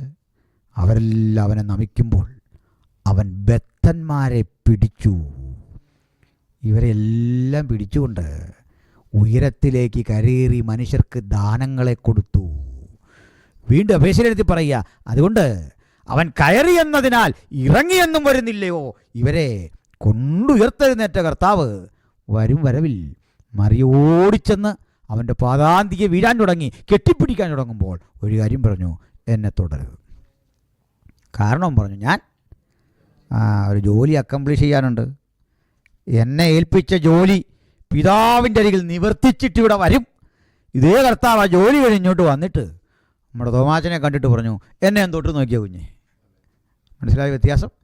മറിയോട് തുടരുത്, കാരണം ഞാനിതുവരെ പോയിട്ടില്ല, പോയിട്ടിങ്ങ് വരും. പോയിട്ട് വന്നവൻ തോമസിനോട് പറഞ്ഞെന്താ, എന്നെ തൊട്ട് നോക്ക്, ഞാൻ തന്നെയാ. അപ്പം അങ്ങനൊരു സ്ഥലം മനസ്സിലായോ? അപ്പോൾ ഇന്ന് മരിക്കുന്ന ആൾ ഇവിടേക്കൊന്നും ആത്മാവ് പോകുന്നില്ല, പിന്നെ എങ്ങോട്ട് പോകും?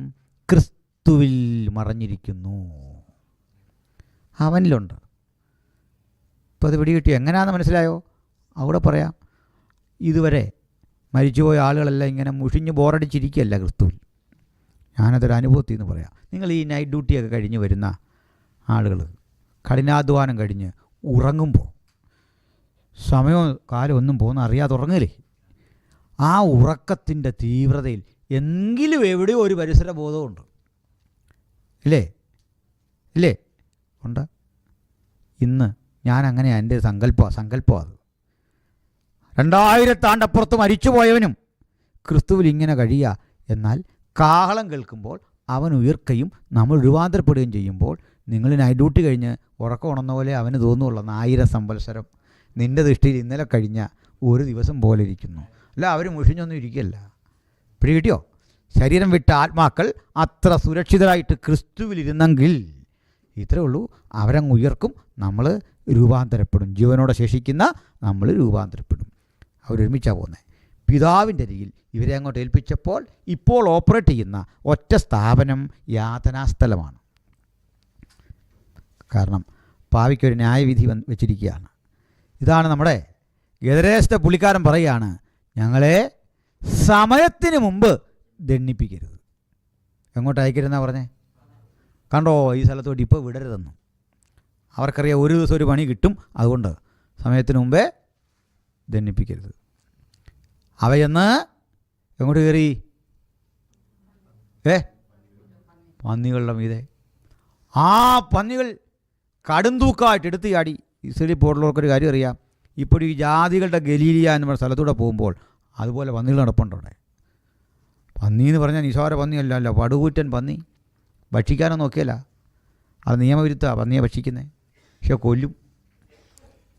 കൊന്നേ പറ്റുള്ളൂ. അതിനെ കൊല്ലാൻ ആളിനെ നിർത്തിയിരിക്കുക. ഇത് കൃഷിയിടം നശിപ്പിക്കുന്നു. അതുകൊണ്ട് പന്നിയാണോ കൃഷിയാണോ പ്രധാനം എന്ന് ചോദിച്ചാൽ അവർ പറയും കൃഷിയാണ്. നമ്മുടെ നാട്ടിൽ മനുഷ്യൻ്റെ ജീവനാണോ പന്നിയാണോ എന്ന് ചോദിച്ചാൽ പറയും പന്നിയെ കണ്ടാൽ സല്യൂട്ട് അടിച്ചോണമെന്ന്. പിടികിട്ടിയോ? ഇസ്രയേലിൽ ചെന്നാൽ മനസ്സിലാകും. നമ്മുടെ നാട്ടിലെ പോലെ ഈ ലോക്കൽ പന്നിയൊന്നുമല്ല, ഭയങ്കര പന്നി.